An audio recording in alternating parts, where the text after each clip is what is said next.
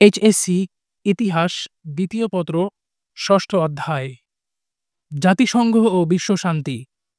দ্বিতীয় বিশ্বযুদ্ধের ভয়াবহতা বিশ্বের শান্তিকামী মানুষকে পৃথিবীর ভবিষ্যৎ নিয়ে শঙ্কিত করে তোলে। বিশ্ব নেতৃবৃন্দ স্থায়ী শান্তি প্রতিষ্ঠার জন্য একটি শক্তিশালী আন্তর্জাতিক সংস্থা গড়ে তোলার প্রয়োজন অনুভব করেন। ইতোপূর্বে প্রথম বিশ্বযুদ্ধের পর জাতিপুঞ্জ গঠিত হয়েছিল, অর্থাৎ লিগ অব নেশনস গঠিত হয়েছিল, কিন্তু এই লীগের গঠনতন্ত্রে কিছু ত্রুটি এবং বৃহৎ শক্তিবর্গের পারস্পরিক স্বার্থে আন্তর্জাতিক আইন মানতে না চাওয়ার ফলে এই সংস্থাটির উদ্দেশ্য ব্যর্থ হয়। বিশ্ব আরেকটি ভয়াবহ বিশ্বযুদ্ধ প্রত্যক্ষ করে। এজন্য দ্বিতীয় বিশ্বযুদ্ধ চলাকালীন বিশ্ব নেতৃবৃন্দ মানব ইতিহাসের বিভিন্ন পর্যায়ে যেসব আঞ্চলিক ও আন্তর্জাতিক সংগঠন গড়ে উঠেছিল, সেসব সংগঠনের ব্যর্থতা থেকে শিক্ষা নিয়ে এবং সাফল্য থেকে অনুপ্রাণিত হয়ে বিশ্বের সার্বভৌম রাষ্ট্রসমূহের সম্মিলনের ভিত্তিতে একটি সার্বজনীন আন্তর্জাতিক সংস্থা গঠনের উদ্যোগ গ্রহণ করে। জাতিসংঘ তথা ইউনাইটেড নেশনস সেই উদ্যোগের ফসল। প্রায় 7 দশক ধরে এই সংস্থাটি বিশ্বকে সংঘাতের কবল থেকে মুক্ত রাখার নিরন্তর প্রচেষ্টা চালিয়ে যাচ্ছে। জাতিসংঘ বর্তমান বিশ্বের সবচেয়ে বড় ও শক্তিশালী আন্তর্জাতিক সংস্থা। জাতিসংঘ গঠনের পটভূমি। জাতিসংঘ গঠনের উদ্যোগ দ্বিতীয় বিশ্বযুদ্ধের শুরুর অব্যবহতি পরেই শুরু হয়েছিল। হিটলার কর্তৃক সোভিয়েত ইউনিয়ন আক্রমণ এবং জাপান কর্তৃক মার্কিন যুক্তরাষ্ট্রের নিরাপত্তা ধ্বংসের আশঙ্কা দ্বিতীয় বিশ্বযুদ্ধকে একটি নতুন মাত্রায় উন্নীত করে। এরপর মিত্রশক্তির দুই প্রধান শরিক মার্কিন যুক্তরাষ্ট্রের রাষ্ট্রপতি রুজভেল্ট ও ব্রিটেনের প্রধানমন্ত্রী উইনস্টন চার্চিল 1941 সালের 9 অগাস্ট উত্তর আটলান্টিক মহাসাগরে নিউফাউন্ডল্যান্ডের কাছে অগাস্টা ও প্রিন্স অব ওয়েলস এ এক গোপন বৈঠকে মিলিত হন।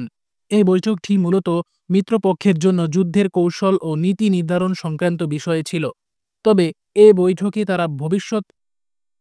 তারা ভবিষ্যতে এ ধরনের যুদ্ধরোধ ও আন্তর্জাতিক শান্তি বজায় রাখা সংক্রান্ত এমন কিছু বিষয় আলোচনা করেন। তাদের এই আলোচনা পরবর্তী পর্যায়ে জাতিসংঘ প্রতিষ্ঠার ভিত্তি হিসেবে কাজ করে। এ বৈঠকে আটলান্টিক সনদ প্রণীত হয়েছিল। আটলান্টিক সনদ 1941। আটলান্টিক সনদ ছিল মার্কিন যুক্তরাষ্ট্র এবং ব্রিটেনের দ্বিপাক্ষিক গোপন আলোচনার ফসল। 1941 সালের 14 অগাস্ট উত্তর আটলান্টিক মহাসাগরে রণতরীর ভিতর ব্রিটেনের প্রধানমন্ত্রী চার্চিল এবং মার্কিন প্রেসিডেন্ট রুজভেল্ট এই সনদে স্বাক্ষর করেন। পরবর্তীতে দ্বিতীয় বিশ্বযুদ্ধে অংশগ্রহণকারী সব পক্ষই এই সনদের শর্তগুলোতে সম্মতি জ্ঞাপন করে। এ সনদের প্রধান 3টি ধারা। 1. সনদে স্বাক্ষরকারী সকল দেশ সমান মর্যাদা ও সার্বভৌমত্বের অধিকারী হবে। 2. সকল প্রকার বিবাদ শান্তিপূর্ণ উপায়ে নিষ্পত্তি হবে। 3. প্রতিটি দেশের জনগণ তাদের ইচ্ছেমতো শাসনতন্ত্র গঠনের অধিকার পাবে। এ সনদে বর্ণিত লক্ষ্য ও উদ্দেশ্যের উপর ভিত্তি করে পরবর্তীতে অনেক আন্তর্জাতিক চুক্তি স্বাক্ষরিত হয়, যেমন GATT তথা general agreement on tariffs and trade. উল্লেখ্য, এ সনদের প্রথম ধারাটির দাবি প্রথম বিশ্বযুদ্ধ পরবর্তী জাতিপুঞ্জ গঠনের সময় জাপান উত্থাপন করেছিল, কিন্তু ব্রিটেনের বিরোধিতায় তা নাকচ হয়ে গিয়েছিল। অথচ সেই দাবিটি দ্বিতীয় বিশ্বযুদ্ধ চলাকালে ব্রিটেন ভবিষ্যৎ শান্তি প্রতিষ্ঠার প্রথম শর্ত হিসেবে গ্রহণ করে। ওয়াশিংটন সম্মেলন 1942। 1942 সালের জানুয়ারি মাসে মার্কিন যুক্তরাষ্ট্রের ওয়াশিংটনে অনুষ্ঠিত সম্মেলনে মার্কিন যুক্তরাষ্ট্র, ব্রিটেন, চীন ও সোভিয়েত ইউনিয়ন যে ইউনাইটেড নেশনস ডিক্লারেশনে স্বাক্ষর করে তাতে আটলান্টিক চার্টার অনুমোদন দেয়া হয়। পরবর্তীতে আরও 22টি দেশ এতে অনুমোদন দেয়। এ সম্মেলনেই প্রথম ইউনাইটেড নেশনস শব্দটি ব্যবহার করা হয়। ওয়াশিংটনে মার্কিন প্রেসিডেন্ট রুজভেল্ট এবং ব্রিটিশ প্রধানমন্ত্রী চার্চিল 3 বার মিলিত হয়েছিলেন। তারা প্রথম মিলিত হন 1941 সালের ডিসেম্বরে এবং এই সম্মেলনে জানুয়ারি 1942 সাল পর্যন্ত স্থায়ী হয়। এই সম্মেলনে মিত্রপক্ষের যুদ্ধকৌশল নিয়ে আলোচনা হয়, আর এই সম্মেলনের ছদ্মনাম বা কোড নাম ছিল আর্ক্যাডিয়া। দ্বিতীয় সম্মেলনটি ছিল মূলত মিত্রবাহিনীর উত্তর আফ্রিকায় অবতরণ সংক্রান্ত। এটি অনুষ্ঠিত হয় 1942 সালের জুনে। আর তৃতীয় সম্মেলনটি হয় 1943 সালের মে মাসে। এটি ছিল ইতালি অভিযান, প্রশান্ত মহাসাগরীয় যুদ্ধ এবং জার্মানিতে বিমান আক্রমণ সংক্রান্ত। তৃতীয় সম্মেলনের ছদ্মনাম ছিল ট্রিডেন্ট। মস্কো সম্মেলন 1943। 1943 সালের 18 থেকে 30 অক্টোবর এ সম্মেলন অনুষ্ঠিত হয়। এ সম্মেলনে ব্রিটেন, মার্কিন যুক্তরাষ্ট্র, রাশিয়া ও চীনের পররাষ্ট্র মন্ত্রীরা একটি যৌথ ইশতেহার প্রকাশ করেন। মার্কিন যুক্তরাষ্ট্রের সেক্রেটারি অব স্টেট কর্ডেল হাল, ব্রিটেনের পররাষ্ট্রমন্ত্রী অ্যান্টনি এইডেন, রাশিয়ার পররাষ্ট্রমন্ত্রী মলোটভ এবং মস্কোস্থ চীনের রাষ্ট্রদূত ফু পিংস্যাং স্ব দেশের পক্ষে এবং এ ইশতেহারে স্বাক্ষর করেন। এই ইশতেহারের চতুর্থ অনুচ্ছেদে বলা হয়, আন্তর্জাতিক শান্তি ও নিরাপত্তা রক্ষার জন্য ক্ষুদ্র ও বৃহৎ শান্তিপ্রিয় রাষ্ট্রগুলোর সার্বভৌমিকতা ও সমতার ভিত্তিতে একটি আন্তর্জাতিক প্রতিষ্ঠান স্থাপনের প্রয়োজনীয়তা এ চার শক্তি স্বীকার করছে। এই ঘোষণার মাধ্যমে মিত্রপক্ষের চার প্রধান শক্তি একটি আন্তর্জাতিক সংস্থা গঠনের ব্যাপারে ঐকমত্য প্রকাশ করে। একই বছর তেহরান সম্মেলনেও জাতিসংঘের কার্যকারিতা নিয়ে বিশদ আলোচনা হয়। তেহরান সম্মেলন 1943। 1943 সালের অক্টোবর মাসে ব্রিটেন, যুক্তরাষ্ট্র, রাশিয়া ও চীনের কূটনৈতিক নেতৃবৃন্দ একটি আন্তর্জাতিক সংগঠনের অভিপ্রায় সংবলিত ঘোষণায় স্বাক্ষর করেন। এ ঘোষণায় বলা হয়, এই সংগঠন সকল শান্তিপ্রিয় দেশের সার্বভৌম সমতার নীতির উপর প্রতিষ্ঠিত হবে। নভেম্বরে রাশিয়ার স্ট্যালিনের সাথে চার্চিল ও রুজভেল্ট তেহরানে মিলিত হয়ে সকল রাষ্ট্রকে সংগঠনে যোগদানের ব্যাপারে একটি বিবৃতি প্রদান করেন। তারা অভিমত দেন যে রাষ্ট্রের বিবৃতি বিশ্বে চিরস্থায়ী শান্তি প্রতিষ্ঠা করবে। তাদের বিবৃতি বিশ্বে চিরস্থায়ী শান্তি প্রতিষ্ঠা করবে। ড্যাম্বারটন ওকস ও ইয়াল্টা সম্মেলন 1944 সালের 21 অগস্ট থেকে 7 অক্টোবর পর্যন্ত ওয়াশিংটনের অদূরে ড্যাম্বারটন ওকস এ বৃহৎ শক্তিবর্গ জাতিসংঘ প্রতিষ্ঠার প্রস্তুতিমূলক বিশেষ সম্মেলনে মিলিত হয়। এ বৈঠকে জাতিসংঘের রূপরেখা নিয়ে আলোচনার সময় ভেটো বা নিরাপত্তা পরিষদে একক বিরোধিতায় কোনো প্রস্তাব নাকচ করার অধিকার নিয়ে মতবিরোধ দেখা দেয়। তাছাড়া সোভিয়েত ইউনিয়ন তার অন্তর্ভুক্ত সব প্রজাতন্ত্রের জন্য পৃথক ভোটাধিকার দাবি করলে সমস্যা দেখা দেয়। শেষ পর্যন্ত এই সম্মেলনে স্থির হয় যে জাতিসংঘের কাঠামো, উদ্দেশ্য ও আইনবিধি ইত্যাদি প্রণয়নের জন্য অদূর ভবিষ্যতে একটি সম্মেলন আহ্বান করা হবে। সে মোতাবেক ক্রিমিয়া রিয়াল্টায় 1945 সালের 4 থেকে 11 ফেব্রুয়ারি পর্যন্ত একটি সম্মেলন অনুষ্ঠিত হয়। এ সম্মেলনে রুজভেল্ট, চার্চিল ও স্ট্যালিন কর্তৃক ড্যাম্বারটন ওকস সম্মেলনের প্রস্তাবগুলো গৃহীত হয়। এতে রাশিয়ার প্রস্তাব মতো বাইলোরুশিয়া ও ইউক্রেনকে জাতিসংঘের সদস্যপদ দেওয়ার সিদ্ধান্ত হয়। সম্মেলনে স্থির হয় 1945 সালের 25 এপ্রিল মার্কিন যুক্তরাষ্ট্রের সান ফ্রান্সিসকোতে জাতিসংঘের নির্বাহী সম্মেলন অনুষ্ঠিত হবে, যেখানে জাতিসংঘ সনদ প্রণীত হবে। সান ফ্রান্সিসকো সম্মেলন 1945। দ্বিতীয় বিশ্বযুদ্ধ তখন প্রায় শেষের দিকে। মিত্রপক্ষের জয়লাভ এখন সময়ের ব্যাপার মাত্র। তো এরকম সময় মার্কিন যুক্তরাষ্ট্রের সান ফ্রান্সিসকো শহরে যেসব রাষ্ট্র অক্ষশক্তির বিরুদ্ধে লড়াইয়ে অংশ নিয়েছিল তাদের সম্মেলন আহ্বান করা হয়। 50টি দেশের প্রতিনিধিবর্গ এ সম্মেলনে মিলিত হয়। 1945 সালের 25 এপ্রিল শুরু হয় এ সম্মেলন, শেষ হয় 26 জুন জাতিসংঘ সনদ স্বাক্ষরের মধ্য দিয়ে। উল্লেখ্য, পোল্যান্ড সম্মেলনে উপস্থিত না থেকে 51তম দেশ হিসেবে প্রতিষ্ঠাকালে সদস্য হয়। 5টি বৃহৎ শক্তি ইংল্যান্ড, ফ্রান্স, মার্কিন যুক্তরাষ্ট্র, চীন ও সোভিয়েত ইউনিয়ন এর অনুমোদনের পর 24 অক্টোবর 5টি বৃহৎ শক্তির অনুমোদনের পর 24 অক্টোবর 1945 থেকে জাতিসংঘের কার্যক্রম শুরু হয়। এজন্য প্রতি বছর পৃথিবীর সব রাষ্ট্র 24 অক্টোবরকে জাতিসংঘ দিবস হিসেবে পালন করে থাকে। জাতিসংঘের উদ্দেশ্য ও গঠন। উদ্দেশ্য: জাতিসংঘ সনদের প্রস্তাবনায় জাতিসংঘ প্রতিষ্ঠার লক্ষ্য ও উদ্দেশ্য সম্পর্কে বলা হয়েছে। আমরা সম্মিলিত জাতিসমূহের সদস্যরা এত দ্বারা ঘোষণা করছি যে আমরা পরবর্তী প্রজন্মকে যুদ্ধের অভিশাপ থেকে যে যুদ্ধ দুবার মানবজাতির দুঃখ দুর্দশা সৃষ্টি করেছে তা থেকে রক্ষার জন্য একটি আন্তর্জাতিক সংঘ, যার নাম জাতিসংঘ, তা গঠন করলাম। জাতিসংঘ গঠনের প্রধান উদ্দেশ্য রাষ্ট্রসমূহ কর্তৃক দ্বিপাক্ষিক বা বহুপাক্ষিক আলোচনার মাধ্যমে যুদ্ধ পরিহার করে সমস্যার সমাধান করা, মানবজাতির কল্যাণ ও অর্থনৈতিক অগ্রগতির জন্য উদ্যোগ নেয়া, নতুন প্রতিষ্ঠিত সব রাষ্ট্রের জন্য জাতিসংঘের সদস্যপদ গ্রহণের পথ খোলা রাখা। জাতিসংঘের গঠন বিশ্বের সব স্বাধীন জাতিসমূহ নিয়ে জাতিসংঘ গঠিত। শুরুতে এর সদস্য সংখ্যা ছিল ৫১, বর্তমানে এর সদস্য সংখ্যা ১৯৩। মোট ৬টি সংস্থার সমন্বয়ে জাতিসংঘ গড়ে ওঠে। এগুলো হল: ১. সাধারণ পরিষদ, ২. নিরাপত্তা পরিষদ, ৩. অর্থনৈতিক ও সামাজিক পরিষদ, ৪. ওসি পরিষদ, ৫. আন্তর্জাতিক বিচারালয় এবং ৬. সচিবালয়। সাধারণ পরিষদের গঠন ও কার্যাবলী জাতিসংঘের সদস্যভুক্ত প্রতিটি দেশের ৫ জন করে প্রতিনিধির সমন্বয়ে সাধারণ পরিষদ গঠিত। তবে প্রতিটি দেশের ভোট একটি করে, একজন সভাপতি, ২১ জন সহসভাপতি এবং ৭ জন স্থায়ী কমিটির সভাপতি নিয়ে এই পরিষদ গঠিত। বিভিন্ন বিষয়ে আলোচনার জন্য সাধারণ পরিষদের কমিটি রয়েছে, যেমন রাজনৈতিক ও নিরাপত্তা সংক্রান্ত কমিটি, অর্থনীতি সংক্রান্ত কমিটি, সামাজিক ও সাংস্কৃতিক কমিটি, শাসনতান্ত্রিক ও আয় ব্যয় সংক্রান্ত কমিটি, আইন সংক্রান্ত কমিটি। প্রতি বছর এই পরিষদ একবার অধিবেশনে মিলিত হয়।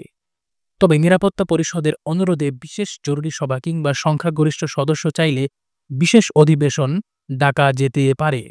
এ সভায় জাতিসংঘ সনদের এখতিয়ারভুক্ত সব বিষয়ে আলোচনা করা যায় এবং সংখ্যাগরিষ্ঠের ভোটে প্রস্তাব গৃহীত হয়। এভাবে গৃহীত প্রস্তাবের ৩ ভাগের ২ ভাগ সদস্যের সম্মতি এবং নিরাপত্তা পরিষদের অনুমোদন সাপেক্ষে কার্যকর করা যায়। শুরুতে নিরাপত্তা পরিষদের সম্মতি ছাড়া এ সভা কোনো প্রস্তাব গ্রহণ করতে পারে না। তবে ১৯৫০ সালে ইউনাইট ফর পিস সিদ্ধান্তটি গৃহীত হওয়ার পর থেকে সাধারণ পরিষদ নিরাপত্তা পরিষদের অনুমোদন ছাড়াও স্বাধীনভাবে সিদ্ধান্ত নিতে পারে। নিরাপত্তা পরিষদের গঠন ও কার্যাবলী জাতিসংঘের মূল নির্বাহী ক্ষমতার অধিকারী নিরাপত্তা পরিষদ। আন্তর্জাতিক শান্তি ও নিরাপত্তা রক্ষার প্রাথমিক ও প্রধান দায়িত্ব এই পরিষদের। শুরুতে ৫টি স্থায়ী ও ৬টি অস্থায়ী সদস্য সাকুল্যে ১১টি সদস্য রাষ্ট্র নিয়ে নিরাপত্তা পরিষদ গঠিত হয়েছিল। ১৯৬৫ সাল থেকে ১০ জন অস্থায়ী সদস্য নিয়ে নিরাপত্তা পরিষদের মোট সদস্য সংখ্যা ১৫ এবং ৯ জন সদস্যের ঐকমত্যের ভিত্তিতে এই পরিষদ সিদ্ধান্ত গ্রহণ করতে পারে। তবে স্থায়ী ৫টি সদস্য রাষ্ট্রের অর্থাৎ মার্কিন যুক্তরাষ্ট্র, ব্রিটেন, ফ্রান্স, চীন, রাশিয়া যে কোনোটি ভোট ভেটো দিলে কোনো প্রস্তাব গ্রহণ করা যায় না। অস্থায়ী সদস্যগণ ২ বছরের জন্য সাধারণ পরিষদ কর্তৃক নির্বাচিত হন। অর্থনৈতিক ও সামাজিক পরিষদের গঠন ও কার্যাবলী প্রতিষ্ঠাকালে ১৮টি সদস্য নিয়ে জাতিসংঘের অর্থনৈতিক ও সামাজিক পরিষদ যাত্রা শুরু করে। বর্তমানে এর সদস্য সংখ্যা ৫৪। এই পরিষদ প্রতিবছর ২ বার অধিবেশনে মিলিত হয়। জনসংখ্যা নিয়ন্ত্রণ, মানবাধিকার রক্ষা কর্মসূচি, নারীর অধিকার রক্ষা, ক্ষতিকর মাদকদ্রব্য ব্যবহার ও বিক্রয় নিয়ন্ত্রণ, আঞ্চলিক উন্নয়ন, যুদ্ধের কারণে বা প্রাকৃতিক দুর্যোগের ফলে সৃষ্ট উদ্বাস্তু সমস্যার সমাধান, আন্তর্জাতিক শ্রমিক ইউনিয়নের গৃহীত নীতিমালা অনুযায়ী শ্রমিক স্বার্থ নিশ্চিতকরণ ইত্যাদি ইত্যাদি ব্যাপারে এ সংস্থা কাজ করে। এসব কাজ সুষ্ঠুভাবে সম্পাদনের জন্য এই পরিষদের অন্তর্ভুক্ত কতিপয় সংস্থা রয়েছে, যেমন শিক্ষা, বিজ্ঞান ও সাংস্কৃতিক সংস্থা তথা ইউনেস্কো, খাদ্য ও কৃষি সংস্থা তথা ফাও, আন্তর্জাতিক শ্রম সংস্থা তথা আইএলও, আন্তর্জাতিক অর্থ সংস্থা তথা আইএমএফ। এছাড়া বিশেষ বিশেষ অঞ্চল বা ক্ষেত্রের উন্নয়নের জন্য এ সংস্থার কতিপয় কমিশন রয়েছে, যেমন ইউরোপীয় অর্থনীতি কমিশন ইসিই, ল্যাটিন আমেরিকা ও ক্যারিবিয়ান কমিশন ইসিএলএসি, শিশু তহবিল ইউনিসেফ, ত্রাণ ও পুনর্বাসন কমিশন ইউএনআরআরএ ইত্যাদি। উপরিউক্ত সংস্থা ও কমিশনগুলোর মাধ্যমে এই পরিষদ সদস্য রাষ্ট্রগুলোর সমাজ উন্নয়ন, অর্থনৈতিক পরিকল্পনা, শিক্ষা, স্বাস্থ্য, ন্যূনতম মানবাধিকার রক্ষায় অবদান রেখে চলেছে। ওসি পরিষদের গঠন ও কার্যাবলী জাতিসংঘের তত্ত্বাবধানে বিশেষ বিবদমান রাষ্ট্র বা অঞ্চলসমূহের প্রশাসনিক বিন্যাস শান্তি শৃঙ্খলা রক্ষা ওসি পরিষদের দায়িত্ব। 1945 সালে লিগ অব নেশনসের ম্যান্ডেটভুক্ত 11টি দেশের দায়িত্ব নিয়ে এই পরিষদের কার্যক্রম শুরু হয়। নিরাপত্তা পরিষদের স্থায়ী সদস্যবর্গ ও সাধারণ পরিষদ কর্তৃক নির্বাচিত সদস্যদের নিয়ে ওসি পরিষদ গঠিত হয়। 60 ও 70-এর দশকে ম্যান্ডেটভুক্ত অঞ্চলগুলো স্বাধীনতা লাভ করে। বর্তমান সময়ে এই পরিষদের কার্যক্রম আর অব্যাহত নেই বললেই চলে। আন্তর্জাতিক আদালতের গঠন ও কার্যাবলী। এটি জাতিসংঘের বিচার বিভাগীয় সংস্থা। সদস্য রাষ্ট্রগুলোর মধ্যকার বিভিন্ন ইস্যুতে বিবাদ স্বেচ্ছায় মীমাংসায় রাজি হলে এই আদালতের মাধ্যমে তা নিষ্পন্ন করা হয়। 15 জন বিচারক নিয়ে এই আদালত গঠিত। বিচারকরা 9 বছরের জন্য নিয়োগপ্রাপ্ত হন। নেদারল্যান্ডসের হেগ শহরে এর সদর দপ্তর অবস্থিত। এ আদালতের সভাপতি 3 বছরের জন্য নির্বাচিত হন। অতি সম্প্রতি বাংলাদেশ তার সমুদ্রসীমা সংক্রান্ত দাবির বিষয়ে মিয়ানমারের বিরুদ্ধে আন্তর্জাতিক আদালতে অভিযোগ করে তার ন্যায্য হিস্সা আদায় করতে সক্ষম হয়েছে। জাতিসংঘের ভাষা। জাতিসংঘে বর্তমানে 6টি ভাষা: আরবি, চাইনিজ, ইংরেজি, ফ্রেঞ্চ, রুশ এবং স্প্যানিশ অফিসিয়াল দলিলপত্র, লেখা ও সভাগুলোতে ব্যবহার করা হয়। তবে বাংলা, হিন্দি, পর্তুগিজ, তুর্কি ও এসপারেন্টো ভাষাকে অফিসিয়াল ভাষা করার প্রস্তাব বিবেচনায় রয়েছে। জাতিসংঘ সচিবালয়ের গঠন ও কার্যাবলী। জাতিসংঘের প্রাত্যহিক দাপ্তরিক কার্যক্রম পরিচালনার জন্য মার্কিন যুক্তরাষ্ট্রের নিউ ইয়র্ক শহরে ইস্টার নদীর তীরে এর সদর দপ্তর স্থাপন করা হয়েছে। জাতিসংঘের অন্যান্য অফিস সুইজারল্যান্ডের জেনেভা ও অস্ট্রিয়ার রাজধানী ভিয়েনায় অবস্থিত। একজন মহাসচিব ও সাংগঠনিক কর্মীদের নিয়ে এ দপ্তর গঠিত। মহাসচিব নিরাপত্তা পরিষদের অনুমোদন ক্রমে সাধারণ পরিষদের দ্বারা 5 বছরের জন্য নির্বাচিত হন। মহাসচিব সাধারণ পরিষদের সভা আহ্বান, নিরাপত্তা পরিষদের রিপোর্ট প্রদান, নিরাপত্তা পরিষদের নির্দেশ কার্যকর করা ইত্যাদি গুরুদায়িত্ব পালন করেন। জাতিসংঘের যাবতীয় রিপোর্ট রচনা, জাতিসংঘের বিভিন্ন পত্রিকা, বুলেটিন প্রকাশনা, বৈজ্ঞানিক ও অন্যান্য জনকল্যাণমূলক সংগঠনগুলোর তত্ত্বাবধান এ সচিবালয়ের কাজের অন্তর্ভুক্ত। ফ্রিক ভ্যালি ছিলেন জাতিসংঘের প্রথম মহাসচিব। জাতিসংঘের বর্তমান মহাসচিব অ্যান্তোনিও গুতেরেস। এর পূর্বে তিনি 1995 থেকে 2002 সাল মেয়াদে পর্তুগালের প্রধানমন্ত্রী ছিলেন। জাতিসংঘের কার্যকলাপ। প্রতিষ্ঠা লগ্ন থেকেই জাতিসংঘ অত্যন্ত সক্রিয়ভাবে তার কার্যক্রম শুরু করে। পূর্ববর্তী জাতিপুঞ্জ এর ব্যর্থতা থেকে শিক্ষা নিয়ে শুরু থেকে জাতিসংঘের মাধ্যমে ছোট বড় সব রাষ্ট্র বা জাতি একসাথে বসে আলোচনা করে আন্তর্জাতিক সমস্যাসমূহ সমাধানের প্রচেষ্টা চালায়। দ্বিতীয় বিশ্বযুদ্ধের পর বিশ্ব আদর্শগত কারণে দুটো শিবিরে বিভক্ত হয়ে পড়ে। একদিকে মার্কিন যুক্তরাষ্ট্রের নেতৃত্বাধীন পুঁজিবাদী বিশ্ব, অপরদিকে সোভিয়েত ইউনিয়নের প্রভাবাধীন সমাজতান্ত্রিক বিশ্ব।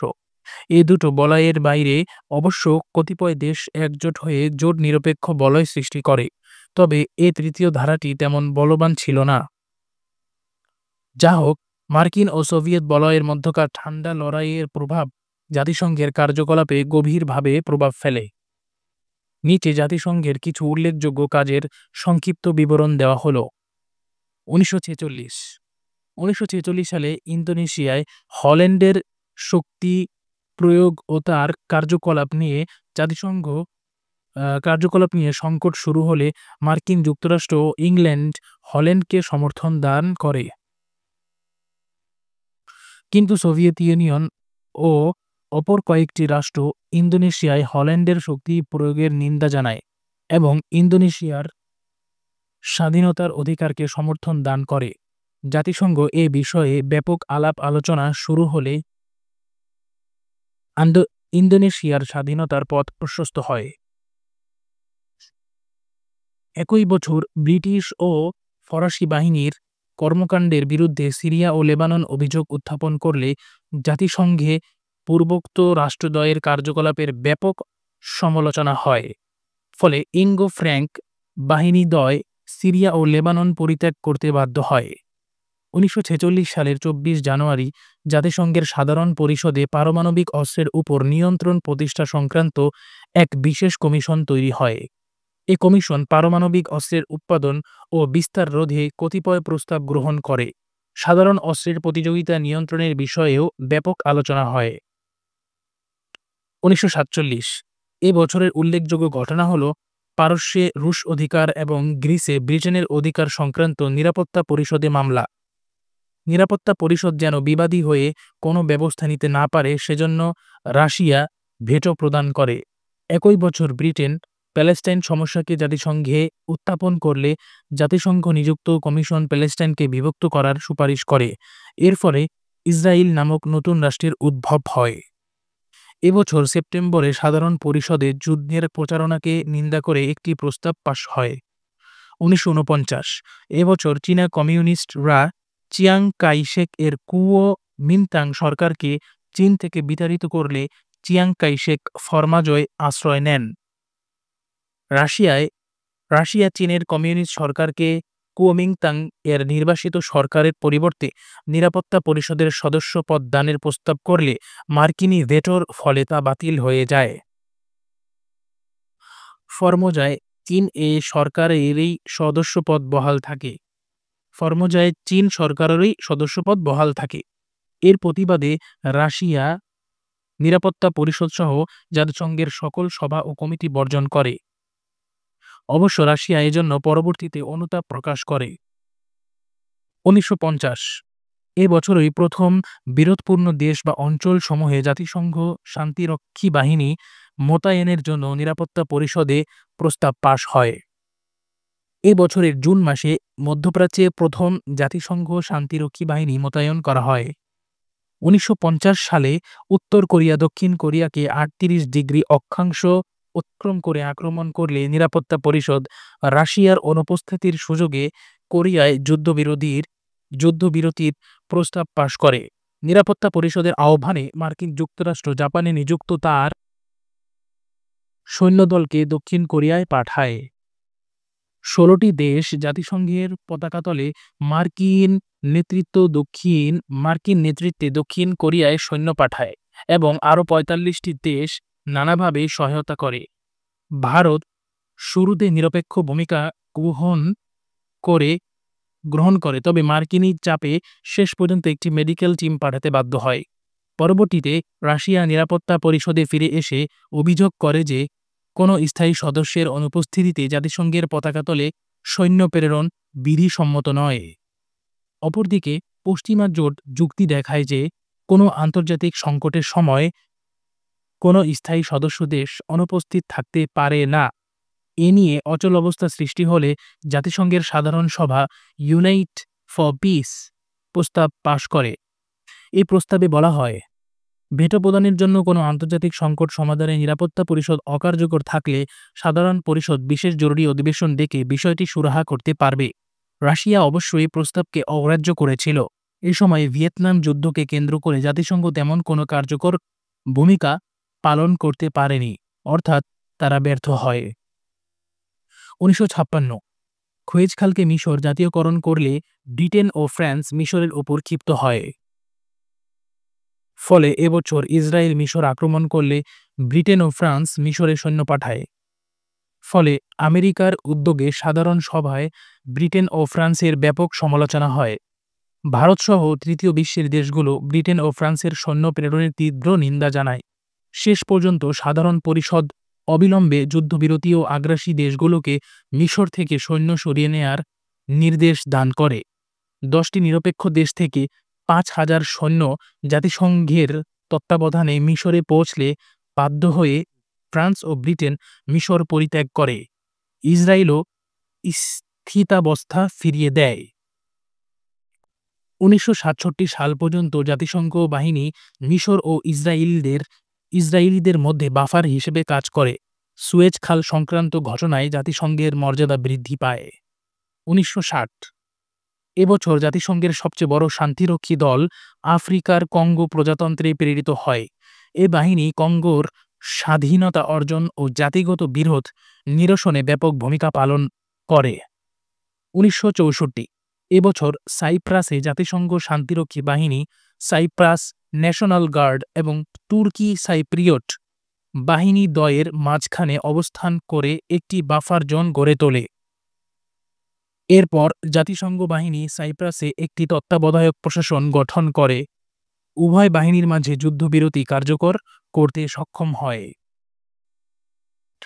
1974 নিরাপত্তা পরিষদের সিদ্ধান্ত মোতাবেক মধ্যপ্রাচ্যের গোলান উপত্যকার বিরোধ নিষ্পত্তিতে একটি আন্তঃপর্যবেক্ষণ মিশন গঠন করা হয়। এবছর জুন মাসে এ মিশন তার কাজ শুরু করে। 1978 এবছর লেবানন সংকট দূর করতে জাতিসংঘের উদ্যোগে মার্চ মাসে অন্তর্বর্তীকালীন মিশন গঠন করা হয়।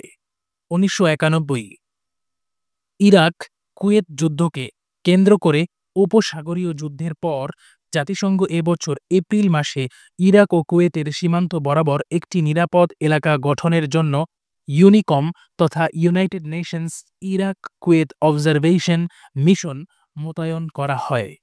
এ বাহিনীর কাজের অন্তর্ভুক্ত ছিল ভূমি মাইন অপসারণ, ইরাক কুয়েত সীমান্ত বরাবর নিরাপদ জোন তৈরি করে উত্তেজনা হ্রাস করা এবং যুদ্ধ পরবর্তী পুনর্গঠন কার্যক্রম পরিচালনা। এবছর পশ্চিম সাহারায় গণভোট অনুষ্ঠান তত্ত্বাবধান করার জন্য মেনুরসো অর্থাৎ United Nations Mission for the referendum in western Sahara গঠন করা হয়। 1993 এবছর জর্জিয়াতে পর্যবেক্ষক মিশন প্রেরণের জন্য ইউনোমিগ তথা United Nations observer mission in Georgia গঠিত হয়। একই বছর মোজাম্বিকের সরকার ও বিদ্রোহীদের মধ্যকার দীর্ঘদিনের গৃহযুদ্ধ অবসানের জন্য ইউনোমোজ নামে একটি শান্তিরক্ষা মিশন প্রেরণ করা হয়। এই মিশনের উদ্দেশ্য ছিল 1992 সালের রোম শান্তি চুক্তি অনুযায়ী অস্ত্রবিরতি পর্যবেক্ষণ করা। 1995-96 সালে জাতিগত দাঙ্গা নিরসনে একটি রাজনৈতিক সমাধানে উপনীত হওয়ার জন্য নিরাপত্তা পরিষদ কর্তৃক মোজাম্বিকে শান্তি মিশন প্রেরণ করা হয়। 1996 সালে প্রেভলক এ আরেকটি শান্তি মিশন প্রেরিত হয়। 1999 সালটি জাতিসংঘের জন্য অত্যন্ত ব্যস্ত সময় ছিল। এবছর জাতিসংঘ কসোভোয় অন্তর্বর্তীকালীন প্রশাসনিক মিশন, সিয়েরা লিওনে পর্যবেক্ষক মিশন, পূর্ব তিমুরে সাময়িক প্রশাসন গড়ে তোলা, আনটাইড কঙ্গো প্রজাতন্ত্রে জাতিসংঘ অর্গানাইজড মিশন, মনিউস্কো ইত্যাদি মিশন প্রেরণ করে শান্তি প্রতিষ্ঠা করতে সক্ষম হয়। 2000 সাল এবছর জুলাই মাসে জাতিসংঘ ইথিওপিয়া ও ইরিত্রিয়ায় অভ্যন্তরীণ শান্তিশৃঙ্খলা প্রতিষ্ঠার জন্য ইউএনমি তথা United Nations Mission for Ethiopia and Eritrea প্রেরণ করে। 2000 থেকে 2010 সাল জাতিসংঘের জন্য 2000 থেকে 2010 দশকটি তেমন সাফল্যজনক নয়, কেননা এ দশকে জাতিসংঘের কার্যক্রম একক সুপার পাওয়ার মার্কিন যুক্তরাষ্ট্রের কাছে অনেকটা মাথা নত করে। 2001 সালে আল কায়দা কর্তৃক আমেরিকার নিউ ইয়র্কের টুইন টাওয়ার আক্রমণ ও ধ্বংসের পর মার্কিন যুক্তরাষ্ট্র বিশ্বব্যাপী সন্ত্রাসের বিরুদ্ধে যুদ্ধ চালু করে। বিশ্বকে সন্ত্রাসমুক্ত করার স্লোগান দিয়ে মার্কিন যুক্তরাষ্ট্র ও ব্রিটেন 2003 সালের 20 মার্চ ইরাক আক্রমণ ও তাদের নিয়ন্ত্রণ প্রতিষ্ঠা করে। ইরাকে ব্যাপক বিধ্বংসী অস্ত্রের মজুদ রয়েছে এই অভিযোগে ইঙ্গো মার্কিন জোট হাজার হাজার টন বোমা নিক্ষেপ করলেও জাতিসংঘ নির্বাক দর্শকের ভূমিকা পালন করা ভিন্ন কিছুই করতে পারেনি। অথচ যুদ্ধের পর ইরাকে সে ধরনের কোনো অস্ত্রই খুঁজে পাওয়া যায়নি। এদিকে 2001 সালের 7 অক্টোবর তালেবান সরকারকে আল কায়দা নেটওয়ার্কের আশ্রয়দাতা অভিযোগে উৎখাত করার জন্য ইঙ্গো মার্কিন জোট নিরাপত্তা পরিষদকে পাত্তা না দিয়েই আফগানিস্তান আক্রমণ করে। এক্ষেত্রে জাতিসংঘ কোনো কার্যকর ভূমিকা পালন করতে পারেনি। 2011 থেকে 2015 এ সময়কালেও জাতিসংঘের সাফল্য উল্লেখ করার মতো নয়, বিশেষ করে বৈশ্বিক রাজনৈতিক দ্বন্দ্ব নিরসনের ক্ষেত্রে। সিরিয়ায় সংঘাত, ইরাক মিশরের সংঘাত এবং সাম্প্রতিককালে আইএসআইএস এর উত্থান ও এর দমনে মার্কিন যুক্তরাষ্ট্রের দ্বিমুখী নীতির বিপরীতে জাতিসংঘ কোনো কার্যকর ভূমিকা প্রদর্শন করতে পারেনি। তবে এই প্রতিষ্ঠানটি ২০১২ সালে ফিলিস্তিনকে জাতিসংঘের সাধারণ পরিষদে পর্যবেক্ষকের মর্যাদা দান করে। ২০১৪ সালে জাতিসংঘের আইসিসি ট্রিটিতে বলা হয়েছিল যে ২০১৫ সালের ১ এপ্রিল থেকে প্যালেস্টাইন আন্তর্জাতিক ক্রিমিনাল কোর্টের সদস্যপদ লাভ করবে। ইসরায়েলের প্রবল বিরোধিতা সত্ত্বেও তা কার্যকর হয়েছে। জাতিসংঘ যে সব কার্যক্রম পরিচালনা করে থাকে সেগুলো মূলত কয়েকটি ভাগে বিভক্ত: রাজনৈতিক, অর্থনৈতিক ও সাংস্কৃতিক। নিরপেক্ষ দৃষ্টিভঙ্গিতে বিচার করলে দেখা যায় বিগত প্রায় ৭ দশকে জাতিসংঘের রাজনৈতিক অর্জন খুব একটা উজ্জ্বল নয়, কেননা এ সময়কালের মধ্যে নিরাপত্তা পরিষদের প্রায় সকল সিদ্ধান্তেই বৃহৎ শক্তিবর্গের ইচ্ছা বা বিরোধিতা প্রতিফলিত হয়েছে। সে তুলনায় সাংস্কৃতিক, শিক্ষা, স্বাস্থ্য, ত্রাণ, দুর্যোগ ব্যবস্থাপনা কার্যক্রমে এ সংস্থাটির ভূমিকা অতীব উজ্জ্বল। অর্থনৈতিক কার্যক্রম, যেমন আন্তর্জাতিক আইন লঙ্ঘনকারী রাষ্ট্রের বিরুদ্ধে অর্থনৈতিক অবরোধ আরোপের ক্ষেত্রেও এ সংস্থাটি তেমন নিরপেক্ষতা বজায় রাখতে সক্ষম হয়নি। জাতিসংঘে বৃহৎ শক্তির ভূমিকা। জাতিসংঘ গড়ে তোলার ব্যাপারে অগ্রণী ভূমিকা পালন করেছিল মার্কিন যুক্তরাষ্ট্র ও ব্রিটেন। দ্বিতীয় বিশ্বযুদ্ধের ঘটনাবলী যতই পরিণতির দিকে যাচ্ছিল, ততই এটি প্রভাতের মতো পরিষ্কার হচ্ছিল যে অক্ষশক্তির পরাজয় ঘটতে যাচ্ছে এবং মিত্রশক্তির বিজয় আসন্ন। এ যুদ্ধে বিজয়ের মধ্য দিয়ে বিশ্বে ৫টি রাষ্ট্র বৃহৎ শক্তি হিসেবে আত্মপ্রকাশ করে। এগুলো হলো মার্কিন যুক্তরাষ্ট্র, ব্রিটেন, সোভিয়েত ইউনিয়ন, ফ্রান্স ও চীন। এই ৫টি দেশ জাতিসংঘের মূল নির্বাহী ক্ষমতার অধিকারী নিরাপত্তা পরিষদের স্থায়ী সদস্য। এর ফলে জাতিসংঘের যে কোনো কার্যক্রমে এ রাষ্ট্রসমূহের প্রভাব ব্যাপকভাবে অনুভূত হয়। এই রাষ্ট্রগুলোর একটি অসাধারণ ক্ষমতা রয়েছে, আর তা হল ভেটো ক্ষমতা, যার অর্থ হল আমি মানি না। এ ক্ষমতার বলে বৃহৎ শক্তিগুলো সৃষ্টি লগ্ন থেকেই নিরাপত্তা পরিষদের সিদ্ধান্তগুলোকে নিজস্ব স্বার্থের পরিপন্থী হওয়ার সম্ভাবনা থাকলে তা ভেটো দিয়ে বাতিল করার সুযোগ গ্রহণ করেছে। যেমন ১৯৪৯ সালে চীনে কমিউনিস্ট বিপ্লব ঘটলে বিপ্লবী চীনকে চিয়াং কাই শেক এর ফরমোজা সরকারের পরিবর্তে নিরাপত্তা পরিষদের সদস্যপদ প্রদানের পক্ষে রাশিয়ার প্রস্তাব মার্কিন যুক্তরাষ্ট্রের ভেটোর ফলে নাকচ হয়ে যায়। আবার ১৯৫০ সালে রাশিয়া হাঙ্গেরিতে আগ্রাসন চালালে রাশিয়ার বিরুদ্ধে পশ্চিমা শক্তি নিরাপত্তা পরিষদে প্রস্তাব উত্থাপন করলে রাশিয়ার ভেটোর কারণে আলোচনা হতে পারেনি। ১৯৫৬ সালে সুয়েজ সংকট সমাধানের জন্য নিরাপত্তা পরিষদের ৬টি প্রস্তাবে রাশিয়া ভেটো দেয়। ১৯৬০ সালে নিরাপত্তা পরিষদের সিদ্ধান্ত হয়েছিল যে জাতিসংঘ বাহিনী কঙ্গোর বৈধ সরকারের সাহায্যার্থে বেলজীয় বাহিনীকে কঙ্গো ত্যাগ করতে বাধ্য করবে, কিন্তু বৃহৎ শক্তির অনীহায় সেই সিদ্ধান্ত জাতিসংঘ বাস্তবায়ন করতে পারেনি। ১৯৬২ সালে কিউবায় ক্ষেপণাস্ত্র সংকটকে কেন্দ্র করে দুই বৃহৎ শক্তি মার্কিন যুক্তরাষ্ট্র ও সোভিয়েত ইউনিয়নের মধ্যে প্রবল বিরোধ উপস্থিত হলে জাতিসংঘের নিরাপত্তা পরিষদ উভয় সংকটে পড়ে। এ সময় জাতিসংঘ এক কঠিন বাস্তবতার মুখোমুখি হয়। দ্বিতীয় বিশ্বযুদ্ধে যারা মিত্রশক্তি ছিল তারাই জাতিসংঘে বৃহৎ শক্তির মর্যাদা পেয়েছিল। অক্ষশক্তির বিরুদ্ধে তারা ঐক্যবদ্ধভাবে লড়াই পরিচালনা করলেও খুব দ্রুত সে ঐক্যে ফাটল ধরে। যুদ্ধের পরপরই মার্কিন যুক্তরাষ্ট্র পুঁজিবাদীর বিকাশ এবং সোভিয়েত ইউনিয়ন সমাজতন্ত্রের বিকাশের লক্ষ্যে তাদের কর্মকাণ্ড শুরু করলে বিশ্ব তাদের প্রভাবে দুটো শিবিরে বিভক্ত হয়ে পড়ে। এ অবস্থাকে ঐতিহাসিকরা চিহ্নিত করেছেন কোল্ড ওয়ার হিসেবে। উভয় শক্তি নিরাপত্তা পরিষদের স্থায়ী সদস্য হওয়ায় এবং উভয়ের ভেটো ক্ষমতা থাকায় প্রতিনিয়ত দেখা যায় কোনো আন্তর্জাতিক সংকট উপস্থিত হলে দ্বিধাহীনভাবে এ দুটি বৃহৎ রাষ্ট্র বিবদমান রাষ্ট্র বা রাষ্ট্রগুলোর পক্ষে বা বিপক্ষে অবস্থান নিয়েছে। এর ফলে নিরাপত্তা পরিষদের কার্যক্রমে অচলাবস্থা সৃষ্টি হয়েছে অনবরত। এরকম ক্ষেত্রে ব্রিটেন ও ফ্রান্স বরাবরই মার্কিন যুক্তরাষ্ট্রের পক্ষাবলম্বন করেছে কিংবা ভেটো দানে বিরত থেকেছে। চীন সোভিয়েত ইউনিয়নের পক্ষে থেকেছে কিংবা নিরপেক্ষ থাকার চেষ্টা করেছে। বিংশ শতকের ৭০ 1970-এর দশকে এসে আবার দেখা যায় সোভিয়েত ইউনিয়ন একাই অপর 4টি বৃহৎ শক্তির বিরুদ্ধে নিরাপত্তা পরিষদে তার ভেটো ক্ষমতা দিয়ে লড়াই করেছে। এক সময়ের পরাশক্তি ব্রিটেন ও ফ্রান্স অর্থনৈতিক সংকটে নিপতিত হওয়ায় নিরাপত্তা পরিষদে তাদের ভূমিকা মার্কিন যুক্তরাষ্ট্রকে অনুসরণ করার মধ্যেই সীমাবদ্ধ হয়ে পড়ে। অপরদিকে উদীয়মান পরাশক্তি হিসেবে চীন উত্তরোত্তর প্রভাব বিস্তার করতে থাকে।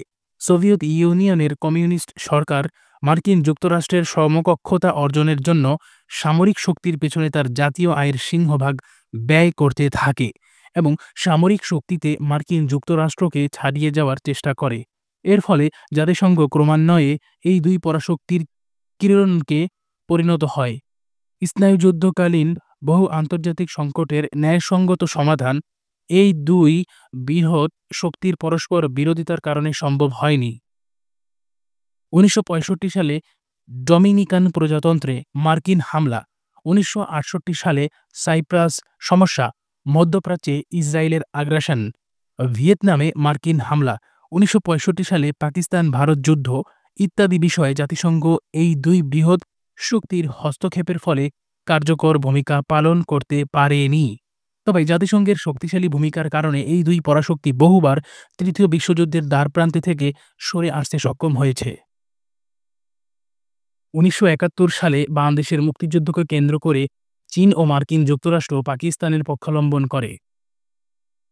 ব্রিটেন শুরুতে কৌশলগত অবস্থানে থাকলেও শেষ পর্যন্ত মার্কিন নীতিকেই সমর্থন করেছিল। এ সময় সোভিয়েত ইউনিয়নকে একাই লড়াই করতে হয়েছিল। বাংলাদেশ যখন বিজয়ের দ্বারপ্রান্তে, তখন পাকিস্তানের পরামর্শে মার্কিন যুক্তরাষ্ট্র নিরাপত্তা পরিষদে যুদ্ধবিরতি প্রস্তাব পাশ করার মাধ্যমে স্থিতাবস্থা আনয়নের চেষ্টা চালায়। সোভিয়েত ইউনিয়ন এ সময় তার ভেটো ক্ষমতা প্রয়োগ করে যুদ্ধবিরতির প্রস্তাবকে নাকচ করে দেয়। ফলে স্বাধীন সার্বভৌম বাংলাদেশের উদ্ভব ঘটে। বাংলাদেশ প্রসঙ্গে মার্কিন ভূমিকার মূল কারণই ছিল স্নায়ুযুদ্ধজনিত সোভিয়েত বিরোধিতা। 1991 সালের 25 ডিসেম্বর সোভিয়েত ইউনিয়নের পতন ঘটলে মার্কিন যুক্তরাষ্ট্র বিশ্বে একক পরাশক্তি হিসেবে আবির্ভূত হয়। এরপর থেকে জাতিসংঘের বিভিন্ন সিদ্ধান্তে মার্কিন প্রভাব সুস্পষ্ট হয়ে উঠেছে। জাতিসংঘ বর্তমানে মার্কিন যুক্তরাষ্ট্রের রাবার স্ট্যাম্প এ পরিণত হয়েছে। ফ্রান্সে বর্তমানে অর্থনৈতিক মন্দা চলছে। রাশিয়া 90 পরবর্তী অর্থনৈতিক বিপর্যয় এখনও কাটিয়ে উঠতে পারেনি। দ্বিতীয় বিশ্বযুদ্ধোত্তর ব্রিটেনের বিপর্যস্ত অর্থনীতি এখনও যথেষ্ট শক্তিশালী হয়ে ওঠেনি।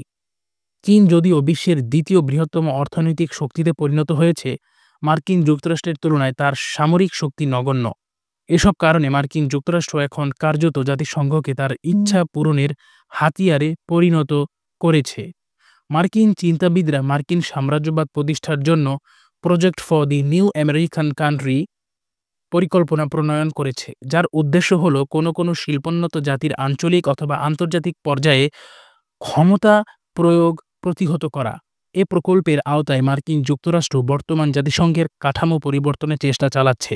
জাতিসংঘের কাঠামো গঠিত হয়েছিল দ্বিতীয় বিশ্বযুদ্ধোত্তর রাষ্ট্রসমূহের শক্তির নিরিখে। বর্তমানে শক্তির ভারসাম্যে পরিবর্তন এসেছে। এ কারণে মার্কিন যুক্তরাষ্ট্র জাতিসংঘের বৈপ্লবিক সংস্কার কামনা করছে।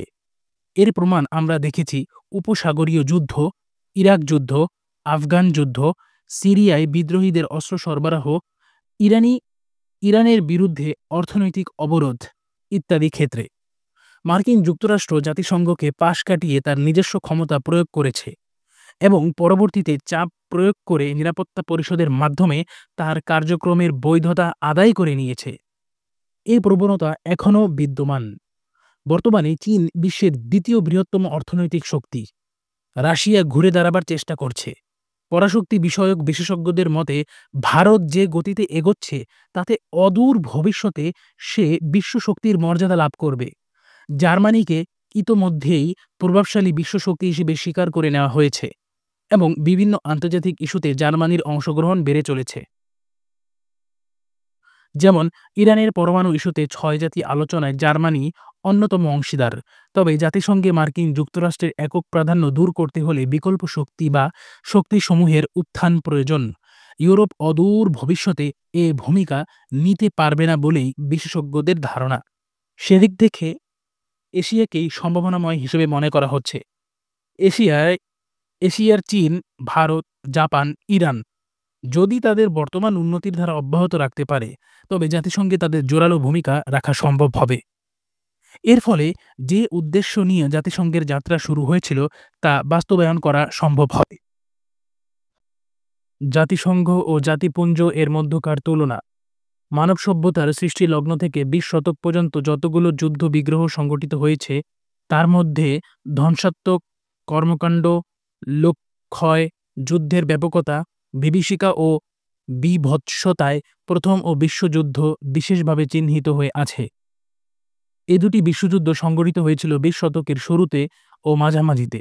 প্রথম বিশ্বযুদ্ধ সংঘটিত হওয়ার পর এরকম বিধ্বংসী যুদ্ধের পুনরাবৃত্তি রোধ করার জন্য গঠিত হয়েছিল জাতিপুঞ্জ তথা লিগ অব নেশনস। কিন্তু মাত্র ২ দশকের মধ্যেই এই আন্তর্জাতিক সংগঠনটি তার কার্যকারিতা হারিয়ে ফেলে এবং বিশ্ব আরেকটি প্রলয়ঙ্কারী যুদ্ধে জড়িয়ে পড়ে। দ্বিতীয় বিশ্বযুদ্ধের শুরু থেকেই এর ভয়াবহতা প্রত্যক্ষ করে বিশ্ব নেতৃবৃন্দ এ যুদ্ধ বন্ধ করা এবং বিশ্বকে এরকম কোনো যুদ্ধ থেকে ভবিষ্যতে মুক্ত রাখার জন্য ভাবতে থাকেন। আর তা করতে গিয়েই পূর্বতন আন্তর্জাতিক সংগঠন জাতিপুঞ্জ এর ব্যর্থতার কারণও অনুসন্ধান করা হয়। এরপর অতীতের সব ব্যর্থতা থেকে শিক্ষা নিয়ে এবং সাফল্যে অনুপ্রাণিত হয়ে ভবিষ্যৎ নিরাপদ পৃথিবী গঠনের লক্ষ্যে জাতিসংঘ তথা ইউনাইটেড নেশনস প্রতিষ্ঠা করা হয়। জাতিসংঘ প্রতিষ্ঠার সময় পূর্ববর্তী জাতিপুঞ্জের গঠনগত ত্রুটিগুলো দূর করা হয় এবং শক্তির ভারসাম্য আনয়নের চেষ্টা করা হয়। নিচে এ দুটি বৃহৎ আন্তর্জাতিক সংস্থার সাদৃশ্য ও বৈসাদৃশ্য তুলে ধরা হল। প্রথমত, জাতিপুঞ্জ গঠিত হয়েছিল মার্কিন প্রেসিডেন্ট উইড্রো উইলসনের ১৪ দফার ভিত্তিতে। কিন্তু উইলসনের প্রস্তাবের মূল কতিপয় ধারা এই জাতিপুঞ্জ গঠনের সময় উপেক্ষা করা হয়েছিল। উইলসনের শান্তি প্রস্তাব মেনে জার্মানি প্রথম বিশ্বযুদ্ধ পরিত্যাগ করেছিল, কিন্তু ভার্সাই সন্ধিতে জার্মানিকে কোনো মূল্যায়ন করা হয়নি, এমনকি জাতিপুঞ্জেও তাকে কোনো সম্মানজনক স্থান দেয়া হয়নি। অথচ তখনও ইহা ছিল একটি পরাশক্তি। অপরদিকে দ্বিতীয় বিশ্বযুদ্ধের পর জাতিসংঘ গঠনের সময় বিষয়টি দূরদৃষ্টির সাথে মূল্যায়ন করা হয়েছিল। দ্বিতীয়ত, প্রথম বিশ্বযুদ্ধের পর বিশ্বে পরাশক্তি ছিল ৮টি: France, Britain, Japan, Austria, Italy, মার্কিন যুক্তরাষ্ট্র, সোভিয়েত ইউনিয়ন ও জার্মানি। এর বেশিরভাগই ছিল ইউরোপীয় রাষ্ট্রে এবং মূলত ইউরোপীয় শক্তিসাম্যের চিন্তা মাথায় রেখেই পরিকল্পনা প্রণয়ন করা হয়েছিল। অপরদিকে দ্বিতীয় বিশ্বযুদ্ধের পর ৫টি পরাশক্তির উদ্ভব ঘটে: মার্কিন যুক্তরাষ্ট্র, ব্রিটেন, ফ্রান্স, সোভিয়েত ইউনিয়ন ও চীন। জাতিসংঘ গঠিত হয়েছিল পুরো বিশ্বের শক্তিসাম্যকে বিবেচনা করে। তৃতীয়ত, প্রথম বিশ্বযুদ্ধের পর বিশ্বশান্তি ও নিরাপত্তা রক্ষার চেয়ে জার্মানিকে শাস্তি দানই ছিল অধিকতর গুরুত্বপূর্ণ বিষয়। জার্মানির ভবিষ্যৎ উত্থান রোধ করার জন্য তাকে ব্যবচ্ছেদ করে ক্ষতিপূরণ দিতে বাধ্য করে এবং এরূপ লক্ষ্যকে সামনে রেখে বিশ্বের স্থিতাবস্থা বজায় রাখার জন্য জাতিপুঞ্জ গঠন করা হয়েছিল, ফলে তার দীর্ঘদিন কার্যকর থাকেনি। চতুর্থত, জাতিপুঞ্জের একটি দুর্বলতা এই যে শুরু থেকেই উদ্যোক্ত হওয়া সত্ত্বেও মার্কিন যুক্তরাষ্ট্র এর বাইরে থেকে যায়। ১৯২০ সালে মার্কিন যুক্তরাষ্ট্রের নির্বাচনে আন্তর্জাতিকতাবাদের বিরোধিতা একটি প্রধান ইস্যু ছিল। এই ইস্যুতে মার্কিন সিনেটের নেতৃত্বের সাথে প্রেসিডেন্ট উইলসনের চরম তিক্ত সম্পর্কের কারণে সিনেট জাতিপুঞ্জে মার্কিন যুক্তরাষ্ট্রের যোগদান সংক্রান্ত বিল অনুমোদন দেয়নি। এ সময় রিপাবলিকান পার্টি উইলসনের আন্তর্জাতিক নীতির চরম বিরোধী ছিল এবং তারা সিনেটে প্রবল বিরোধিতা করে। রাশিয়ার যোগদানও শুরুতে বাধাগ্রস্ত করা হয়। বিজিত জার্মানি সহ অন্য বিজিত রাষ্ট্রগুলোকে সদস্যপদ দেওয়া হয়নি, ফলে জাতিপুঞ্জ সার্বজনীন আন্তর্জাতিক সংগঠনের চরিত্র লাভ করতে পারেনি। অপরদিকে জাতিসংঘে সব সার্বভৌম রাষ্ট্রের প্রবেশাধিকার উন্মুক্ত রাখা হয়। পঞ্চমত, জাতিপুঞ্জে সব রাষ্ট্রকে সমান মর্যাদার আসন দেয়া হয়নি। জাপান এই বিষয়টি উত্থাপন করে জাতিপুঞ্জের সব সদস্য রাষ্ট্রের সমান অধিকার দানের দাবি করলে ব্রিটেনের চাপে তা পরিত্যক্ত হয়। কিন্তু জাতিসংঘে প্রত্যেক জাতি ও রাষ্ট্রের সমান আত্মনিয়ন্ত্রণাধিকার স্বীকৃতি লাভ করেছে। ষষ্ঠত, জাতিপুঞ্জের নিরাপত্তা পরিষদে স্থায়ী সদস্য রাষ্ট্রের সংখ্যা ও অবস্থান বারবার পরিবর্তিত হওয়ায় তা দুর্বল হয়ে পড়ে। অপরদিকে জাতিসংঘের স্থায়ী সদস্যপদ দীর্ঘদিন ধরে অপরিবর্তিত রয়েছে। সপ্তমত, জাতিপুঞ্জ যে সব সিদ্ধান্ত গ্রহণ করত তা বাস্তবায়ন করার জন্য নিজস্ব সামরিক বাহিনী ছিল না, কিন্তু জাতিসংঘ তার সিদ্ধান্ত কার্যকর করার জন্য তার অধীনে বাহিনী তৈরি করতে পারে, শান্তিরক্ষা মিশন পরিচালনা করতে পারে। এর ফলে জাতিপুঞ্জের তুলনায় জাতিসংঘ অনেক বেশি সুসংহত। অষ্টমত, জাতিপুঞ্জের আইনে সর্বসম্মত সিদ্ধান্ত গ্রহণের নীতি অনুসরণ বাধ্যতামূলক করায় বহু আন্তর্জাতিক সমস্যার সমাধান করা যায়নি। জাতিসংঘ এক্ষেত্রে ভেটো ব্যবস্থা রেখেছে। ভেটো ক্ষমতা অনেক ক্ষেত্রে অচলাবস্থা সৃষ্টি করলেও তা সর্বসম্মত সিদ্ধান্ত নীতির তুলনায় অধিক কার্যকর। নবমত, জাতিপুঞ্জের সংবিধানে যুদ্ধকে সম্পূর্ণভাবে নিষিদ্ধ করা হয়নি, কেবল আক্রমণাত্মক যুদ্ধকেই যুদ্ধ হিসেবে বিবেচনা করা হতো। এর ফলে অনেক রাষ্ট্রই অঘোষিত যুদ্ধের দ্বারা নিজ দেশের স্বার্থসিদ্ধি করেছে। কিন্তু জাতিসংঘের আইনে শুধু যুদ্ধ নয়, যুদ্ধের সম্ভাবনা দেখা দেয়া মাত্রই নিরাপত্তা পরিষদের হস্তক্ষেপ করার অধিকার রয়েছে। দশমত, জাতিপুঞ্জের অপর দুর্বলতা এই যে যেসব রাষ্ট্র এর সদস্য নয় সেসব রাষ্ট্রের ব্যাপারে কোনো পদক্ষেপ গ্রহণ করতে পারত না। এর ফলে জাপান তার মনস্পুত সিদ্ধান্ত না হওয়ায় লিগ অব নেশনস তথা লীগ পরিত্যাগ করে। অপরদিকে জাতিসংঘ যে সিদ্ধান্ত গ্রহণ করে তা বিশ্বের সব রাষ্ট্রের উপরই বলবৎ করা যায়। উপরিউক্ত কারণগুলো বিশ্লেষণ করলে দেখা যায় জাতিপুঞ্জ গঠন ও কার্যাবলীর নিরিখে জাতিসংঘের মতো অতটা সুসংহত নয়। তাছাড়া জাতিসংঘের কর্মসূচিও অনেক ব্যাপক। জাতিসংঘ অর্থনৈতিক ও সামাজিক পরিষদের অন্তর্ভুক্ত বিভিন্ন বিশেষায়িত সংস্থার মাধ্যমে মানবাধিকার, মানব কল্যাণসহ খাদ্য, কৃষি, শিক্ষা, স্বাস্থ্য ইত্যাদি ক্ষেত্রে উল্লেখযোগ্য অবদান রেখেছে। বিশ্ব আজ পোলিও, কলেরা মুক্ত। বিশ্বে শিশু মৃত্যু উল্লেখযোগ্য হারে কমেছে। নারীর অধিকার, নারী ও শিশুর পুষ্টি ইত্যাদি ক্ষেত্রে জাতিসংঘের ভূমিকা প্রশংসনীয়। যুদ্ধ বিধ্বস্ত দেশসমূহের পুনর্গঠন, শরণার্থীদের ব্যবস্থাপনা, প্রাকৃতিক দুর্যোগকালীন ত্রাণ তৎপরতা জাতিসংঘের সাফল্যের চিহ্ন বহন করেছে। তাই জাতিসংঘকে অর্থাৎ 1945 সালে যেটি গঠন করা হয়েছে 24শে অক্টোবর সেটিকে এবং জাতিপুঞ্জ যেটা 1919 সালে গঠন করা হয়েছিল এক উন্নত ও পরিমার্জিত সংস্করণ বলা যায়।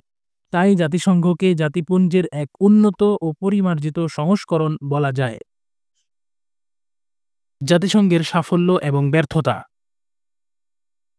যেসব মহান আদর্শকে সামনে রেখে জাতিসংঘের যাত্রা শুরু হয়েছিল তার সবটা না হলেও বেশিরভাগ ক্ষেত্রেই জাতিসংঘের ভূমিকা ইতিবাচক বলে প্রমাণিত হয়েছে।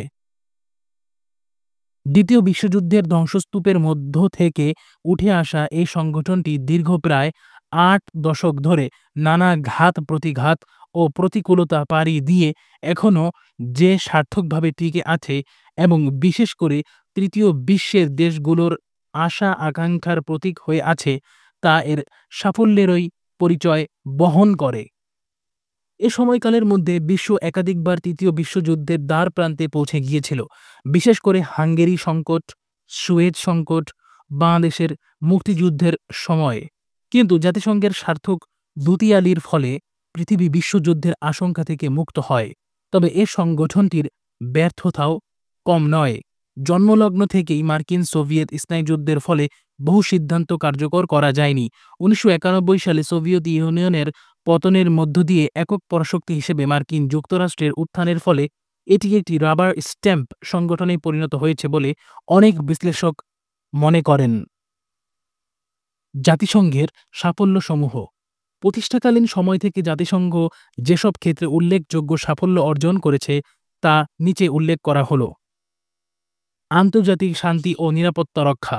জাতিসংঘ প্রতিষ্ঠার অন্যতম প্রধান উদ্দেশ্য ছিল সদস্য রাষ্ট্রগুলোর নিরাপত্তা রক্ষা করা ও বিশ্ব শান্তি নিশ্চিত করা। 2010 সাল পর্যন্ত এক পরিসংখ্যানে দেখা যায় এ সময়কালে জাতিসংঘ 55টি শান্তিরক্ষা কার্যক্রম পরিচালনা করেছে এবং 15টি শান্তিরক্ষা বাহিনী বিভিন্ন দেশে সক্রিয়ভাবে কার্যকর রয়েছে। এ সময়কালের মধ্যে প্রায় 172টি যুদ্ধ সম্ভাবনার সমস্যা আলোচনার মাধ্যমে নিরসন করেছে, যার মধ্যে 80টি সমস্যা বিদ্যমান দেশগুলোকে প্রায় যুদ্ধে জড়িয়ে ফেলেছিল। এর মধ্যে ভারত পাকিস্তানের মধ্যকার কার্গিল সংঘর্ষ অন্যতম। 2016 সাল পর্যন্ত শান্তিরক্ষা কার্যক্রমের সংখ্যা 60টিতে দাঁড়িয়েছে। এছাড়া জাতিসংঘ ১৯৫০ সালে কোরীয় সংকট, ১৯৫৬ সালে সুয়েজ খাল সংকট, আফগানিস্তান থেকে সোভিয়েত সৈন্য প্রত্যাহার, ভিয়েতনাম যুদ্ধের অবসান, ইরান ইরাক যুদ্ধ, লেবানন সংকট, এল সালভেদরে গৃহযুদ্ধ অবসান, বসনিয়া হার্জেগোভিনিয়ার সংকট ইত্যাদি আলোচনার মাধ্যমে সমাধান করে শান্তি প্রতিষ্ঠা করতে সক্ষম হয়েছে। বিশ্ব শান্তি রক্ষায় গুরুত্বপূর্ণ অবদান রাখায় ২০০১ সালে জাতিসংঘ নোবেল শান্তি পুরস্কার লাভ করে।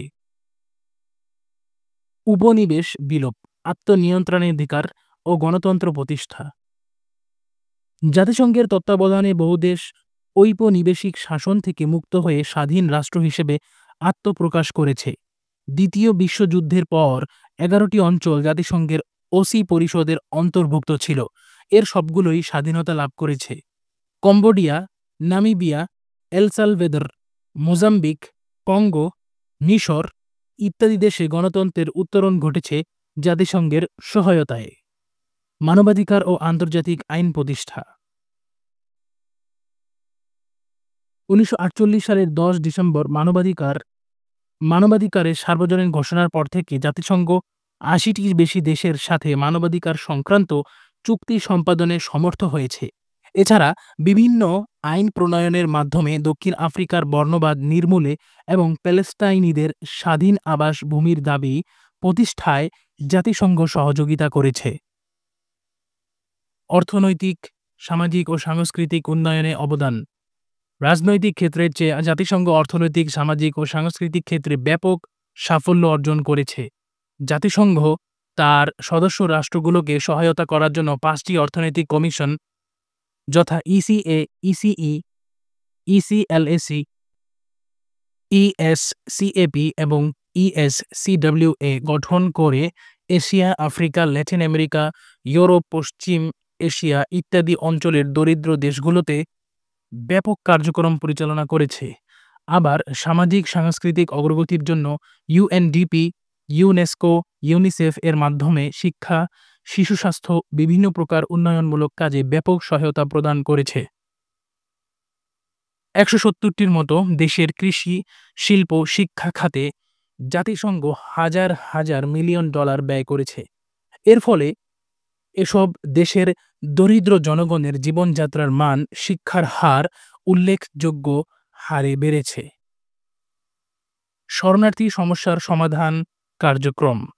জাতিসংঘের উদ্বাস্তু বিষয়ক হাই কমিশন ইউএনএইচসিআর ১৯৫১ সাল থেকে যুদ্ধ, দুর্ভিক্ষ, হত্যার ভয়ে পলাতক কোটি কোটি লোককে খাদ্য, আশ্রয়, চিকিৎসা, শিক্ষা, সহায়তা প্রদানসহ এসব উদ্বাস্তুদেরকে স্বদেশ প্রত্যাবর্তনে সহায়তা করেছে। ১৯৭১ সালে বাংলাদেশের প্রায় ১৬ কোটি মানুষ ভারতে আশ্রয় নিলে জাতিসংঘ তাদের সাহায্য প্রদান করে। মিয়ানমার সরকারের বৈরী আচরণে বাংলাদেশে চলে আসা রোহিঙ্গা মুসলমানদেরকেও জাতিসংঘ সহায়তা প্রদান করে থাকে। ইউরোপ ও এশিয়ার উদ্বাস্তুদের সহায়তার জন্য জাতিসংঘ ইউএনএইচসিআরকে যথাক্রমে ১৯৫৪ সাল এবং ১৯৮১ সালে নোবেল শান্তি পুরস্কারে ভূষিত করা হয়। পরিবেশ সংরক্ষণ কার্যক্রম। বিশ্বকে পরিবেশ বিপর্যয় থেকে রক্ষা করার জন্য ১৯৭২ সালে জাতিসংঘের তত্ত্বাবধানে প্রথম ধরিত্রী সম্মেলন হয়। এ সম্মেলনে ক্ষতিকর রাসায়নিক দ্রব্যের ব্যবহার নিয়ন্ত্রণে কার্যকর ব্যবস্থা নেয়ার ঘোষণা দেওয়া হয়। ১৯৯২ সালে ব্রাজিলের রিও ডি জেনেরো সম্মেলনে পৃথিবীর তাপমাত্রা প্রতিরোধ ও জীববৈচিত্র্য সংরক্ষণের চুক্তি স্বাক্ষরিত হয়। এর দ্বারা সিএফসি গ্যাস উৎপাদন নিয়ন্ত্রণের ব্যবস্থা গ্রহণ করা হয়। জনসংখ্যা নিয়ন্ত্রণ ও স্বাস্থ্য সুরক্ষা কার্যক্রম। জাতিসংঘের স্বাস্থ্য সংস্থা ১৯৮০ সালের মধ্যে বিশ্বকে গুটি বসন্তমুক্ত করতে সক্ষম হয়। পরবর্তীতে ২০০৫ সালের মধ্যে বিশ্বকে পোলিওমুক্ত করার ঘোষণা দেয় এবং সফল হয়। বর্তমানে ইউনিসেফ এবং ডব্লিউএইচও তথা টিকাদান কর্মসূচির মাধ্যমে শিশুদের ৬টি মারাত্মক রোগের কবল থেকে মুক্ত করার কার্যক্রম সার্থকভাবে চালিয়ে যাচ্ছে। জাতিসংঘের জনসংখ্যা নিয়ন্ত্রণ কার্যক্রমের ফলে ১৯৬০ সালে বিশ্বে যেখানে জন্মহার ছিল ৬%, ২০০৫ সালে এসে দাঁড়িয়েছে ৩.৫%।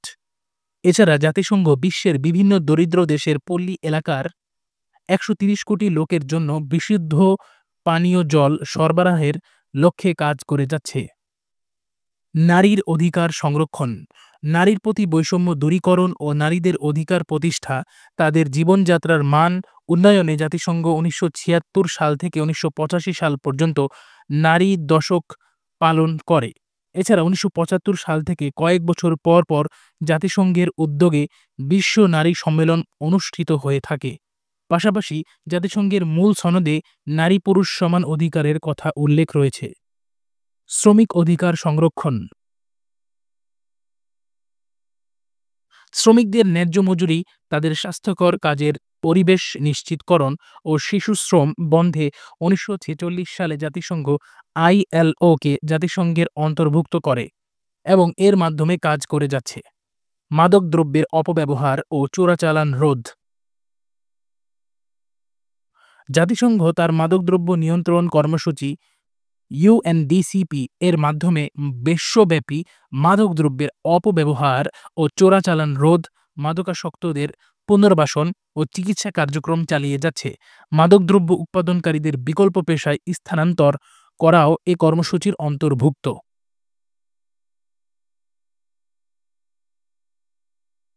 ঐতিহাসিক স্থাপনা ও ঐতিহ্য সংরক্ষণ, জাতিসংঘ তার অঙ্গ সংস্থা ইউনেস্কো এর মাধ্যমে বিশ্বের প্রাচীন ঐতিহ্য, ঐতিহাসিক স্থান, স্থাপনা অনুসন্ধান করে তার সংরক্ষণের কার্যক্রম শুরু থেকেই চালিয়ে যাচ্ছে। ইতোমধ্যে ইউনেস্কো বিশ্বের বিভিন্ন দেশের ১,০৫২টি স্থানকে বিশ্ব ঐতিহ্য এলাকা হিসেবে ঘোষণা দিয়ে তার সংরক্ষণের ব্যবস্থা গ্রহণ করেছে। বাংলাদেশের মহাস্থানগড়, ৬০ গম্বুজ মসজিদ, সুন্দরবন, ভারতের তাজমহল, মিশরের পিরামিড, পেরুর মাচ্চু পিচ্চু এলাকা, ল্যাটিন আমেরিকার ইনকা সভ্যতা, আজটেক সভ্যতা ইত্যাদি সংরক্ষণ ও এই কর্মসূচির অন্তর্ভুক্ত।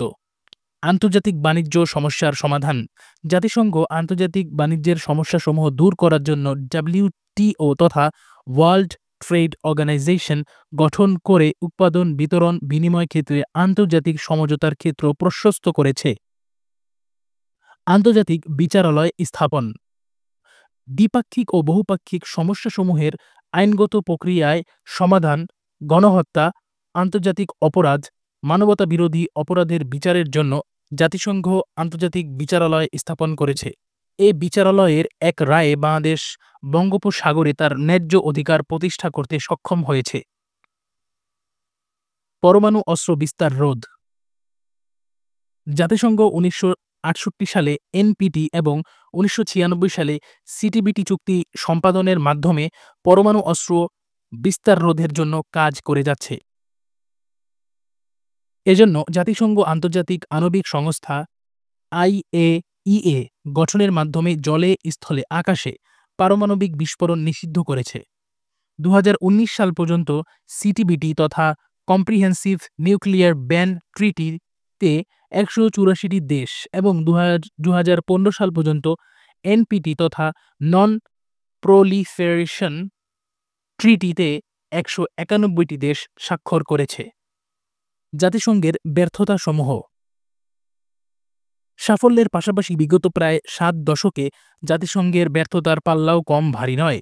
নিচে জাতিসংঘের ব্যর্থতার উল্লেখযোগ্য ক্ষেত্রগুলো উল্লেখ করা হলো। দরিদ্রতা দূরীকরণে ব্যর্থতা, জাতিসংঘের অধীনস্থ বিভিন্ন আঞ্চলিক কমিশনের মাধ্যমে তৃতীয় বিশ্বের দরিদ্র দেশগুলোতে ঋণ দান করা হয়, সেগুলোতে এমন সব শর্ত জুড়ে দেওয়া হয় যে এসব দেশের দারিদ্র্য দূর হওয়ার পরিবর্তে আরও নির্ভরশীলতা বৃদ্ধি পায়। আজও বিশ্বের প্রায় ১০০ কোটি মানুষ দারিদ্র্য সীমার নিচে বাস করছে। এদের মধ্যে ১/৩ প্রতিদিন একবেলা খাদ্যের জন্য লড়াই করতে হচ্ছে। মানবাধিকার রক্ষায় ব্যর্থতা, বিশ্বের বিভিন্ন দেশে যেমন Iraq, Afghanistan, Syria, Yemen, Libya, অধিকৃত Kashmir, Myanmar, Nigeria, Somalia, Chechnya, ফিলিস্তিন, বসনিয়া, হার্জেগোভিনিয়ায় প্রতিনিয়ত মানবাধিকার লঙ্ঘিত হলেও জাতিসংঘ কোনো কার্যকর ভূমিকা গ্রহণ করতে সক্ষম হয়নি। বর্ণবাদ ও জাতিগত দাঙ্গা নিরসনে ব্যর্থতা, জাতিসংঘ দক্ষিণ আফ্রিকা ও জিম্বাবুয়েতে বর্ণবাদী বিদ্বেষ সম্পূর্ণ নির্মূল করতে পারেনি। এমনকি ২০১৩ সালে মার্কিন যুক্তরাষ্ট্রের একটি আদালত বর্ণবাদী রায় প্রদান করলে সেদেশে ব্যাপক বিক্ষোভ সংঘটিত হয়, কিন্তু জাতিসংঘ কোনো নিন্দা প্রস্তাব আনতে পারেনি। মিয়ানমার, চীন, চেচনিয়া, কসোভোয় জাতিগত দাঙ্গা নিরসনে জাতিসংঘ কার্যকর ব্যবস্থা নিতে ব্যর্থ হয়েছে। নিরস্ত্রীকরণ ও পারমাণবিক অস্ত্ররোধে ব্যর্থতা। জাতিসংঘ ১৯৬৮ সালে এনপিটি এবং ৯৬ সালে সিটিবিটি চুক্তি সম্পাদনের মাধ্যমে পারমাণবিক অস্ত্ররোধের উদ্যোগ নিলেও খোদ মার্কিন যুক্তরাষ্ট্র সিটিবিটিতে স্বাক্ষর না করলে জাতিসংঘ তাকে বাধ্য করতে পারেনি। ইসরায়েল ও উত্তর কোরিয়া গোপনে পরমাণু অস্ত্রের অধিকারী হলে ভারত ও পাকিস্তান পারমাণবিক অস্ত্রের পরীক্ষামূলক বিস্ফোরণ ঘটালেও জাতিসংঘ এসব দেশের বিরুদ্ধে কোনো পদক্ষেপ গ্রহণ করতে পারেনি। মধ্যপ্রাচ্যে শান্তিরক্ষায় ব্যর্থতা। ১৯৪৮ সালে আরব ইসরায়েল যুদ্ধের সময় জাতিসংঘ প্যালেস্টাইন ও ইসরায়েলের মাঝে শান্তিরক্ষী বাহিনী পাঠায়, কিন্তু এ বাহিনী এখন পর্যন্ত সেখানে শান্তি প্রতিষ্ঠা করতে পারেনি। Vietnam tragedy. ১৯৬৫ সালে মার্কিন যুক্তরাষ্ট্র ভিয়েতনামে আগ্রাসন চালালে প্রায় ১০ বছর সেখানে লড়াই চলে।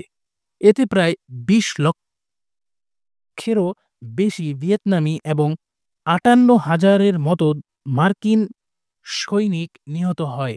জাতিসংঘ এই আগ্রাসনের বিরুদ্ধে কোনো কার্যকর ভূমিকা নিতে পারেনি। মার্কিন যুক্তরাষ্ট্র কর্তৃক লিবিয়া, আফগানিস্তান ও ইরাক অভিযান।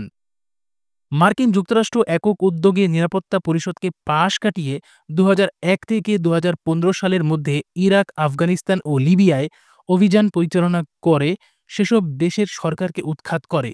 এসব যুদ্ধে লক্ষ লক্ষ নিরীহ নারী ও শিশু মৃত্যুবরণ করে। জাতিসংঘ নির্বাক দর্শকের ভূমিকা গ্রহণ করা ছাড়া আর কিছুই করতে পারেনি। বসনিয়ায় শান্তি মিশনের ব্যর্থতা। জাতিসংঘে জন্মের পরবর্তী ৫ দশকের সবচেয়ে বড় ব্যর্থতা বসনিয়ায় তার শান্তিরক্ষা মিশনের ব্যর্থতা। বসনিয়ায় জাতিসংঘ বাহিনীর উপস্থিতিতেই সার্বরা বসনিয়ায় মুসলমানদের উপর হামলা চালিয়ে গণহত্যা পরিচালনা করে। কসোভো, সোমালিয়া, রুয়ান্ডা, বুরুন্ডি, জায়ারে ব্যর্থতা। উপরিউক্ত রাষ্ট্রগুলোতে দিনের পর দিন জাতিগত দাঙ্গা সংঘটিত হলেও, বিশেষ করে কসোভোতে মুসলিম নিধন চললেও জাতিসংঘ কার্যকর কোনো ব্যবস্থা গ্রহণ করতে সক্ষম হয়নি। লেবানন সংকট। লেবাননে ইসরায়েলি আক্রমণ প্রতিহত করার জন্য জাতিসংঘ শান্তিরক্ষা মিশন প্রেরণ করেই তার দায়িত্ব শেষ করে। ইসরায়েলের বিরুদ্ধে কোনো কার্যকর শাস্তিমূলক ব্যবস্থা গ্রহণ করতে পারেনি। কিউবা ও বার্লিন সমস্যা। ১৯৪৮ সালে বার্লিন সমস্যা মার্কিন যুক্তরাষ্ট্র ও সোভিয়েত ইউনিয়নের মধ্যকার স্নায়ুযুদ্ধের সূত্রপাত ঘটায়।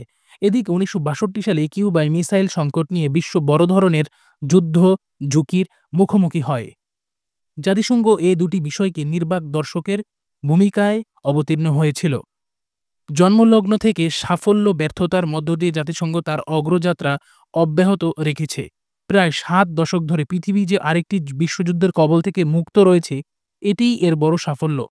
যেসব ক্ষেত্রে এটি সফল হতে পারেনি তার কারণ হলো এর নিজস্ব সেনাবাহিনী না থাকা এবং নিরাপত্তা পরিষদের সদস্যপদ পরাশক্তগুলোর জন্য নির্দিষ্ট করে ফেলা।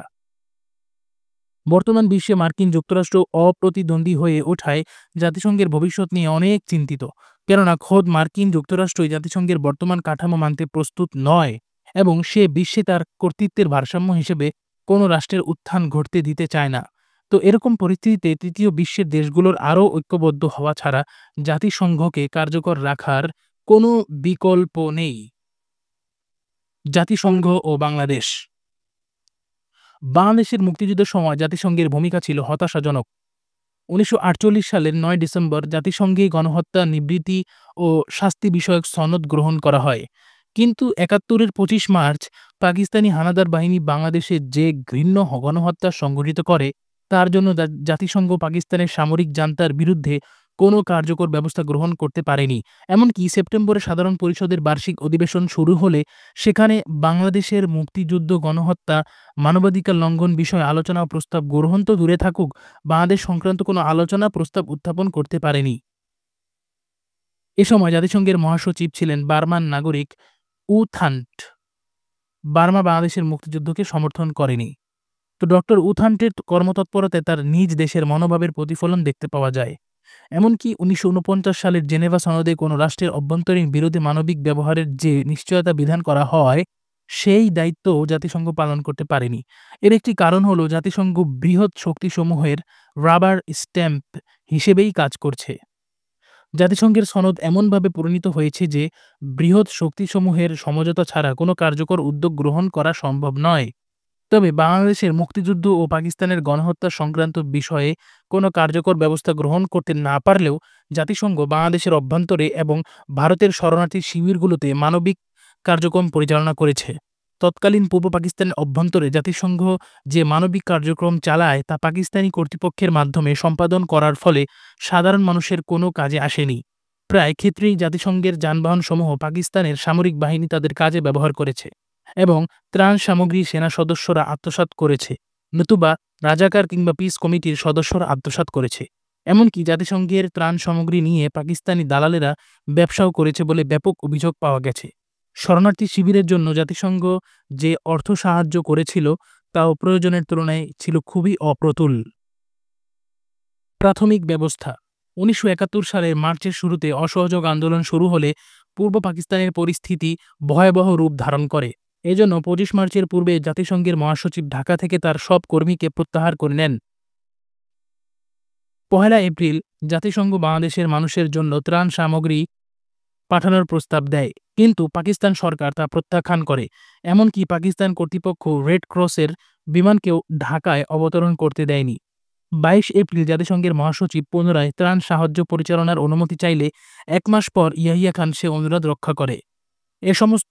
এ সময় পর্যন্ত বিশ্বের বিভিন্ন দেশের পত্রপত্রিকায় গণহত্যার ব্যাপক বিবরণ প্রকাশিত হলে জাতিসংঘ পাকিস্তানের এমন কর্মকাণ্ড বন্ধ করার জন্য কার্যকর কোনো উদ্যোগ গ্রহণ করেনি। ৭ জুন থেকে জাতিসংঘ বাংলাদেশে তার ত্রাণ কার্যক্রম শুরু করে। জাতিসংঘের কার্যক্রম বাংলাদেশের মুক্তিযুদ্ধকালীন জাতিসংঘের কার্যক্রমকে কয়েকটি ভাগে ভাগ করা যেতে পারে। মানবিক সহায়তা কার্যক্রম, রাজনৈতিক সমাধান ও যুদ্ধবন্ধের উদ্যোগ গ্রহণ, মুজিবনগর সরকার ও জাতিসংঘ, শেখ মুজিবুর রহমানের বিচার ও জাতিসংঘ, বাংলাদেশকে স্বীকৃতি দান। মানবিক সহায়তা কার্যক্রম মানবিক সহায়তা কার্যক্রম পরিচালনায় জাতিসংঘ গুরুত্বপূর্ণ ভূমিকা পালন করে। ২৫ মার্চের গণহত্যার পর থেকে বাংলাদেশ থেকে প্রাণভয়ে লাখ লাখ মানুষ ভারতীয় সীমান্তের দিকে ধাবিত হয়। ডিসেম্বর নাগাদ প্রায় ১ কোটি শরণার্থী ভারতের সীমান্তবর্তী রাজ্যগুলোতে আশ্রয় নেয়। দ্বিতীয় বিশ্বযুদ্ধের পর এত বিপুল জনগোষ্ঠী আর কখনো বাস্তুচ্যুত হয়নি। ১ এপ্রিল জাতিসংঘে নিযুক্ত ভারতীয় প্রতিনিধি সমর সেন জাতিসংঘের মহাসচিবের কাছে এক পত্রের মাধ্যমে জাতিসংঘের নিষ্ক্রিয়তা ও উদাসীনতার তীব্র সমালোচনা করেন। ১২ মে তিনি ভারতে আশ্রয় গ্রহণকারী বাঙালি শরণার্থীদের একটি তালিকা জাতিসংঘের মহাসচিবের কাছে হস্তান্তর করেন। ১৮ মে ভারত বৃহৎ শক্তিগুলোর কাছে মানবিক সাহায্যের আবেদন জানিয়ে বলে, পাকিস্তান তার বেসামরিক জনগণকে ভারতে ঠেলে দিয়ে ভারতীয় অর্থনীতির উপর মারাত্মক চাপ সৃষ্টি করেছে, যা তার একার পক্ষে মোকাবেলা করা সম্ভব নয়। ১৯ মে জাতিসংঘের মহাসচিব বিভিন্ন দেশের সরকার, বেসরকারি সংস্থা ও জনগণের কাছে শরণার্থীদের মানবিক সাহায্যে এগিয়ে আসার আহ্বান জানান। এ বিপুল জনগোষ্ঠীর ভরণ পোষণের বিষয়টি জাতিসংঘের সামনে এক বড় চ্যালেঞ্জ হয়ে দেখা দেয়। ফলে সরেজমিনে শরণার্থী পরিস্থিতি পর্যবেক্ষণের জন্য জাতিসংঘের শরণার্থী বিষয়ক সংস্থা তথা ইউএনএইচসিআর প্রধান প্রিন্স সদরুদ্দিন আগা খান জুন মাসের দ্বিতীয় ও তৃতীয় সপ্তাহে ভারত পাকিস্তান সফর করেন। ১২ জুন তিনি চুয়াডাঙ্গা ও বেনাপোলে স্থাপিত পাকিস্তান সরকারের ২টি ক্যাম্প পরিদর্শন করেন। ১৫ জুন তিনি কলকাতা পৌঁছেন এবং ভারত সফর শেষে ২৩ জুন জেনেভায় এক সংবাদ সম্মেলনে বলেন যে রাজনৈতিক সমাধানেই শরণার্থীদের মনে আস্থা ও বিশ্বাস জন্মাতে পারে। তাই এই স্বীকারোক্তির পর ভারত ও পাকিস্তানের ত্রাণ তৎপরতা সমন্বয় করার জন্য জেনেভায় ইতিহাসে প্রথমবারের মতো একটি নির্বাহী কমিটি গঠিত হয়। জাতিসংঘের অর্থনৈতিক ও সামাজিক পরিষদের ৫১তম অধিবেশন বসে ৫ জুলাই। উদ্বোধনী অনুষ্ঠানে জাতিসংঘের মহাসচিব বিভিন্ন দেশ ও সংস্থাকে ভারত ও পাকিস্তানের ত্রাণ তৎপরতায় অংশ নেওয়ার জন্য আহ্বান জানান। এই বৈঠকে তিনি বলেন যে মানবিক বিপর্যয় ঠেকাতে ব্যাপক ত্রাণ সহায়তা প্রয়োজন। এ সংক্রান্ত সংশোধিত বাজেট অনুযায়ী $40 কোটি প্রয়োজন, কিন্তু বিভিন্ন দেশ ও সংস্থার কাছ থেকে এ পর্যন্ত পাওয়া গেছে মাত্র $9 কোটি 94 লাখ। তবে সর্বসাকুল্যে জাতিসংঘের সাহায্যের পরিমাণ ছিল প্রায় $215 মিলিয়ন, যা ছিল প্রয়োজনের তুলনায় খুবই অপ্রতুল। এক হিসেবে দেখা যায় যে ডিসেম্বর পর্যন্ত শুধু শরণার্থীদের জন্যই ভারতের খরচ হয়েছিল $1000 মিলিয়ন। আগা খানের বিবরণ অনুযায়ী জাতিসংঘের পণ্য সাহায্যের নিম্নোক্ত বিবরণ পাওয়া যায়: খাদ্য সাহায্য 6267 টন, যানবাহন 2200টি, ওষুধ সামগ্রী 700 টন, আশ্রয় তৈরির জন্য পলিথিন 30 লক্ষ শরণার্থীর জন্য যা প্রয়োজন। 7 জুন জাতিসংঘ যখন ত্রাণ তৎপরতা শুরু করে তখন জাতিসংঘের ত্রাণ সংস্থার নাম ছিল UNEPRO তথা ইউনিপ্রো। 16 ডিসেম্বরের পর এর নাম হয় UNROD তথা UNROD এবং 21 ডিসেম্বর জাতিসংঘ বাংলাদেশ নামটি মেনে নিলে এর নাম হয় UNROB তথা United Nations relief operations Bangladesh. রাজনৈতিক সমাধান ও যুদ্ধ বন্ধের উদ্যোগ গ্রহণ। শরণার্থী সমস্যা ক্রমশ প্রকট হয়ে উঠলে জাতিসংঘের মহাসচিব ব্যক্তিগত উদ্যোগে কিছু পদক্ষেপ গ্রহণ করেন। তবে বাংলাদেশ ইস্যুটিকে বিশ্বের বিভিন্ন দেশ, বিশেষ করে বৃহৎ শক্তিবর্গ প্রকাশ্যে কিংবা গোপনে তাদের জাতীয় স্বার্থে ব্যবহারের চেষ্টা করে। ফলে জাতিসংঘ যুদ্ধ বন্ধ এবং পাকিস্তানি সামরিক বাহিনীর নির্বিচার হত্যা নির্যাতনের বিরুদ্ধে কোনো কার্যকর ব্যবস্থা নিতে পারেনি। পর্যবেক্ষক মোতায়েনের প্রস্তাব।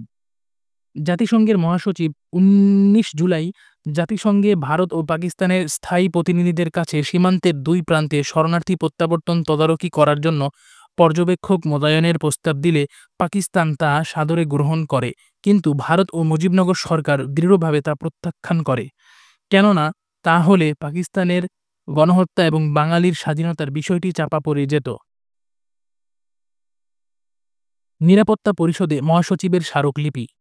20 জুলাই জাতিসংঘের মহাসচিব নিরাপত্তা পরিষদের সভাপতি এবং সদস্য রাষ্ট্রসমূহের কাছে একটি স্মারকপত্র প্রেরণ করেন, যা মূলত পাকিস্তানের পক্ষে যায়, কেননা তিনি তার স্মারকে ভারত পাকিস্তানকে বিবদমান পক্ষ ধরে সমস্যা সমাধানের প্রস্তাব করেছিলেন। তার প্রস্তাবে বাঙালির ন্যায্য অধিকারের দাবি, অতঃপর পাকিস্তানের গণহত্যা, বাংলাদেশের স্বাধীনতা ইত্যাদি বাস্তব ইস্যুগুলোকে এড়িয়ে যাওয়া হয়েছিল। এমনকি তিনি তার স্মারকে পাকিস্তানি বাহিনীর গণহত্যার বিষয়টি উল্লেখ পর্যন্ত করেননি। জাতিসংঘ মহাসচিবের গুড অফিস প্রস্তাব। অক্টোবরে বাংলাদেশের মুক্তিযুদ্ধ যখন একটি চূড়ান্ত পরিণতির দিকে অগ্রসর হচ্ছিল, তখন জাতিসংঘের মহাসচিব আরেকটি উদ্যোগ গ্রহণ করেন। 20 অক্টোবর তিনি ভারত পাকিস্তান উভয় দেশকে তার গুড অফিস ব্যবহারের প্রস্তাব দেন। জাতিসংঘ মহাসচিবের এই উদ্যোগের একটি ত্রুটি এই যে তিনি বাংলাদেশের মুক্তিযুদ্ধের প্রসঙ্গটিকে ভারত পাকিস্তান সমস্যা হিসেবে চিহ্নিত করেছেন, যা পাকিস্তানি দৃষ্টিভঙ্গির অনুরূপ, কিন্তু বাস্তবে এটি ভারত পাকিস্তান সমস্যা ছিল না, এটি ছিল বাঙালির মুক্তিযুদ্ধ এবং তাদের জাতিগত অস্তিত্বের প্রশ্ন। পাকিস্তান এ প্রস্তাব একদিন পরেই গ্রহণ করে, তবে এ প্রস্তাবে উত্তর দিতে ভারত কিছুটা সময় ক্ষেপণ করে। এরপর 16 নভেম্বর ভারতের প্রধানমন্ত্রী কৌশলে জাতিসংঘের মহাসচিবকে জানান যে তার উচিত হবে ইয়াহিয়া খানের সাথে আওয়ামী লীগের নেতৃবৃন্দের আলোচনা অনুষ্ঠান আয়োজন করা। ভারতের প্রধানমন্ত্রী জাতিসংঘের মহাসচিবের বিরুদ্ধে মূল সমস্যাকে পাশ কাটিয়ে কৌশলে পাকিস্তানি সামরিক জান্তাকে রক্ষা করার চেষ্টার অভিযোগ করেন। এতে মহাসচিব বিব্রত বোধ করেন এবং 22 নভেম্বর ভারতের প্রধানমন্ত্রীর কাছে প্রেরিত এক পত্রে এ অভিযোগ অস্বীকার করেন। মুজিবনগর সরকার ও জাতিসংঘ।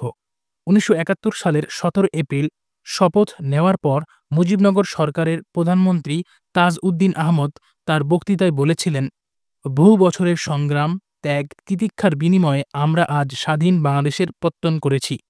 পৃথিবীর বুকে স্বাধীন, সার্বভৌম ও শান্তিকামী একটি দেশ হিসেবে রাষ্ট্র পরিবার গোষ্ঠীতে উপযুক্ত স্থান পাওয়া আমাদের জন্মগত অধিকার।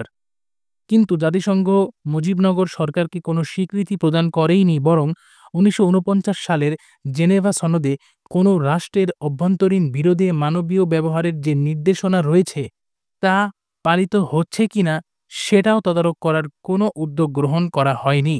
তবে জাতিসংঘ ভারতে আশ্রয় নেয়া বাঙালি শরণার্থীদের ত্রাণ তৎপরতায় অংশ নিয়েছে।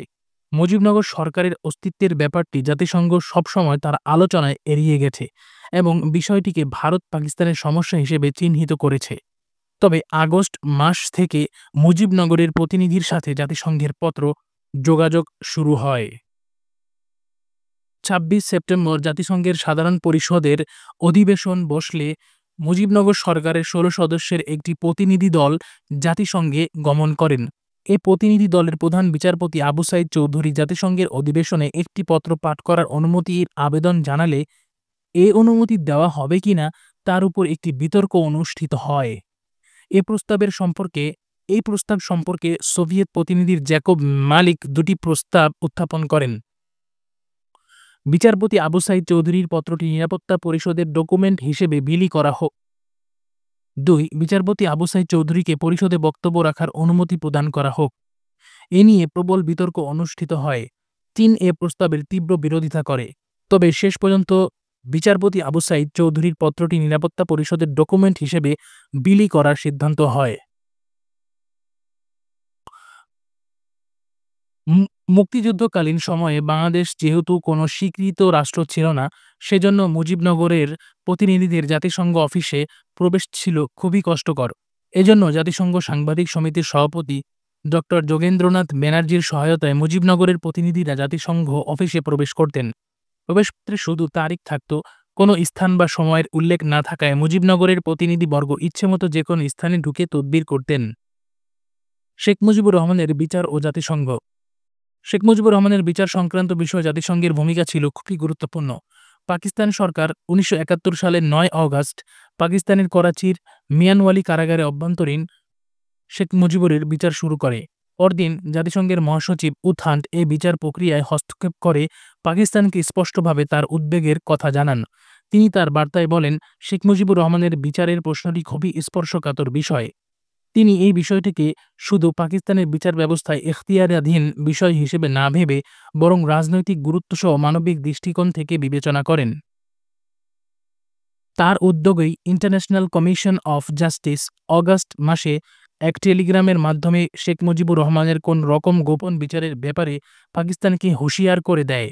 তারপরও পাকিস্তান সরকার রাষ্ট্রদ্রোহিতার অভিযোগে শেখ মুজিবুরের বিচার শুরু করলে ১৮ অগাস্ট জাতিসংঘের সহকারী মহাসচিবের অফিসের ডাইরেক্টর ব্রায়ান ই উরকুট বরাবর আবেদনপত্রে প্রখ্যাত আইনজীবী মওদুদ আহমেদ বঙ্গবন্ধুর আইনজীবী হওয়ার ইচ্ছা ব্যক্ত করেন। ২৭ অগাস্ট মওদুদ আহমেদকে লেখা পত্রে উরকুট জানান যে শেখ মুজিবুর রহমানের নিরাপত্তার জন্য তারা সম্ভাব্য সবকিছু করছেন। শেখ মুজিবুর রহমানের বিচার প্রসঙ্গে জাতিসংঘের মহাসচিবের দৃঢ় অবস্থান এবং আন্তর্জাতিক জনমতের প্রবল চাপে পাকিস্তান সরকার গোপন বিচারের মাধ্যমে শেখ মুজিবুরের প্রাণ হরণ করতে সক্ষম হয়নি। বাংলাদেশকে স্বীকৃতি দান। আন্তর্জাতিক আইনে কোনো রাষ্ট্রের স্বীকৃতির বিষয়টি একটি ব্যাপক ধারণা, কেননা এর সাথে শুধু যে আইনগত বিষয় জড়িত তাই নয়, এর সাথে রাজনৈতিক বিষয় জড়িত। আন্তর্জাতিক সমাজে যখন কোনো একটি নতুন রাষ্ট্রের অভ্যুদয় ঘটে তখনই এর স্বীকৃতির প্রশ্নটি সামনে চলে আসে। আন্তর্জাতিক স্বীকৃতি ছাড়া কোনো রাষ্ট্রের সার্বভৌমত্ব প্রতিষ্ঠিত হয় না। এজন্য মুজিবনগর সরকার তার ঘোষণাপত্রে বঙ্গবন্ধু কর্তৃক বাংলাদেশের স্বাধীনতা ঘোষণাকে স্বীকৃতি দেওয়ার পর থেকেই বাংলাদেশের স্বীকৃতি আদায়ের জন্য তৎপর হয়। মুজিবনগর সরকারের প্রধানমন্ত্রী তাজউদ্দিন আহমদ ৭১ সালের ১৭ এপ্রিল শপথ গ্রহণের পরপরই বিশ্ববাসীর উদ্দেশ্যে বলেছিলেন, পাকিস্তান এখন মৃত, এটি এখন পর্বত প্রমাণ মৃতদেহের স্তূপের নিচে চাপা পড়েছে। আমরা তাই আমাদের জাতীয়তার সংগ্রামে নৈতিক ও উপকরণগত সহায়তার জন্য বিশ্বের জাতিসমূহের নিকট উদাত্ত আহ্বান জানাই। প্রকৃতপক্ষে বাংলাদেশের এই স্বীকৃতির দাবি অযৌক্তিক ছিল না, কেননা একটি নতুন রাষ্ট্রের স্বীকৃতির জন্য যেসব শর্ত পূরণ করা প্রয়োজন তার সবগুলি বাংলাদেশ পূরণ করেছিল। আন্তর্জাতিক আইনবিদ লটার প্যাক্ট যে ৪টি শর্তের কথা বলেছেন, যেমন নতুন রাষ্ট্রটির প্রতি ওই রাষ্ট্রের জনগণের স্বাভাবিক আনুগত্য অর্জন, সরকারের স্থায়িত্ব, সরকারের কার্যকারিতা এবং সরকারের আন্তর্জাতিক দায়িত্ব পালনের ইচ্ছা, তার সবগুলোই বাংলাদেশ পূরণ করেছিল। 1971 সালে ২৬ মার্চ প্রথম প্রহরে শেখ মুজিবুরের স্বাধীনতা ঘোষণার মাধ্যমে যে বাংলাদেশ রাষ্ট্রটির উদ্ভব হয় তার প্রতি বাঙালির অকুণ্ঠ সমর্থন ছিল। প্রকৃতপক্ষে এটি ছিল প্রতিটি বাঙালির প্রাণের দাবি। বাংলাদেশের প্রথম সরকার ছিল মুজিবনগর সরকার। এই সরকারের প্রতি আপামর বাঙালির ছিল নিরঙ্কুশ সমর্থন। এই সরকারের স্থায়িত্ব নিয়েও কোনো অনিশ্চয়তা ছিল না, কেননা এই সরকারে যারা নেতৃত্ব দিয়েছিলেন তারা ৭০ সাল নির্বাচনে জনগণ কর্তৃক নির্বাচিত ছিলেন। তাছাড়া এরা সবাই ছিলেন বাঙালি জাতীয়তাবাদের পরীক্ষিত সৈনিক। এই সরকারের কার্যকরভাবে একটি জনযুদ্ধ পরিচালনা করেছিল এবং শুরুতেই মুজিবনগর সরকার তার পররাষ্ট্রনীতি হিসেবে ঘোষণা করেছিল, সকলের সাথে বন্ধুত্ব, কারো সাথে বৈরিতা নয়। এই সরকার সকল আন্তর্জাতিক আইনের স্বীকৃতি দিয়েছিল এবং সকল আন্তর্জাতিক আইন মেনে চলার প্রতিশ্রুতি ব্যক্ত করেছিল। বাংলাদেশ জাতিসংঘের কাছে তার স্বীকৃতির জন্য যে আবেদন করেছিল তার যৌক্তিকতা আছে, কিন্তু মার্কিন যুক্তরাষ্ট্র ও পাকিস্তানের সমর্থক কতিপয় ইউরোপীয় ও এশীয় রাষ্ট্রের বিরোধিতায় বাংলাদেশ ১৯৭১ সালের ডিসেম্বরের পূর্বে সরকারিভাবে কোনো আন্তর্জাতিক স্বীকৃতি পায়নি। তবে বাংলাদেশের স্বীকৃতির পক্ষে বিশ্বে প্রবল জনমত সৃষ্টি হয়। এর ফলে ১৯৭১ সালের মে মাসে হাঙ্গেরির বুদাপেস্টে যে আন্তর্জাতিক শান্তি সম্মেলন অনুষ্ঠিত হয় তাতে মুজিবনগর সরকারের প্রতিনিধি আব্দুস সামাদ আজাদ অংশ নেয়ার সুযোগ পান। এটিও ছিল এক ধরনের স্বীকৃতি। ১৯৭১ সালের ১৬ জুন ব্রিটেনের শ্রমিক দলের ১২০ জন এমপি বাংলাদেশকে স্বীকৃতি দেওয়ার জন্য জাতিসংঘের উদ্দেশ্যে একটি বিবৃতি প্রদান করেন। ৩ ডিসেম্বর ভারত পাকিস্তানের মধ্যে যুদ্ধ শুরু হলে মার্কিন যুক্তরাষ্ট্রসহ ৯টি দেশ নিরাপত্তা পরিষদের জরুরি বৈঠকের উদ্যোগ নিলে ৪ ডিসেম্বর নিরাপত্তা পরিষদের অধিবেশন বসে। এ বৈঠকে মুজিবনগর সরকারের প্রতিনিধি বিচারপতি আবু সাইদ চৌধুরী বাংলাদেশের পক্ষে বক্তব্য দেওয়ার অনুমতি চেয়ে জাতিসংঘের মহাসচিব উ থান্ট এর কাছে একটি পত্র দেন। পত্রটি নিরাপত্তা পরিষদে অফিসিয়াল ডকুমেন্ট হিসেবে নথিভুক্ত হয়। সভা শুরু হলে সোভিয়েত প্রতিনিধি জ্যাকব মালিক প্রস্তাব করেন যে বাংলাদেশের মানুষের বক্তব্য শোনা উচিত, কিন্তু চীনা প্রতিনিধি বিচারপতি আবু সাইদ চৌধুরীকে পাকিস্তানের বিদ্রোহী প্রতিনিধি হিসেবে আখ্যায়িত করে এর বিরোধিতা করেন। এ সংক্রান্ত একটি বিতর্ক অনুষ্ঠিত হলে সভার সভাপতি একটি রুলিং প্রদান করেন যাতে বাংলাদেশ প্রতিনিধির পত্র পাঠ করার অনুমতি দেওয়া হলেও বাংলাদেশের কোনো প্রতিনিধিকে অধিবেশনে অংশ নেওয়া কিংবা বক্তব্য দেওয়ার সুযোগ দেওয়া হয়নি। তাহলে দেখা যাচ্ছে বাংলাদেশের স্বীকৃতি প্রসঙ্গে জাতিসংঘ কার্যকর কোনো ভূমিকা নিতে পারেনি। বাংলাদেশের জনগণকে ১৯৭১ সালের ১৬ ডিসেম্বর সশস্ত্র যুদ্ধে বিজয় অর্জনের মাধ্যমেই তার স্বীকৃতি আদায় করে নিতে হয়েছিল। বাংলাদেশকে স্বীকৃতি না দেওয়ার ক্ষেত্রে জাতিসংঘের সামনে যে সমস্যাটি ছিল তা হল এর সনদের ২/৭ ধারা। এই ধারায় কোনো রাষ্ট্রের জনগণের মানবাধিকার বা আত্মনিয়ন্ত্রণাধিকার ও রাষ্ট্রীয় অখণ্ডতার নীতির মধ্যে সীমারেখা নিয়ে দ্বন্দ্ব রয়েছে। এই দ্বন্দ্বকে কেন্দ্র করে মার্কিন যুক্তরাষ্ট্র, চীন ও মুসলিম দেশগুলো পাকিস্তানের রাষ্ট্রীয় অখণ্ডতার প্রশ্নে বাংলাদেশের স্বীকৃতির বিরোধিতা করে। অপরপক্ষে সোভিয়েত ইউনিয়ন, ভারত, পোল্যান্ড ইত্যাদি রাষ্ট্র পাকিস্তানি বর্বরতা ও গণহত্যার প্রেক্ষিতে বাংলাদেশের জনগণের আত্মনিয়ন্ত্রণাধিকারের পক্ষে অবস্থান নেয়, কিন্তু জাতিসংঘ রাষ্ট্রীয় অখণ্ডতার যুক্তির প্রশ্নে বিজয় অর্জনের পূর্ব পর্যন্ত বাংলাদেশকে স্বীকৃতি দেয়নি।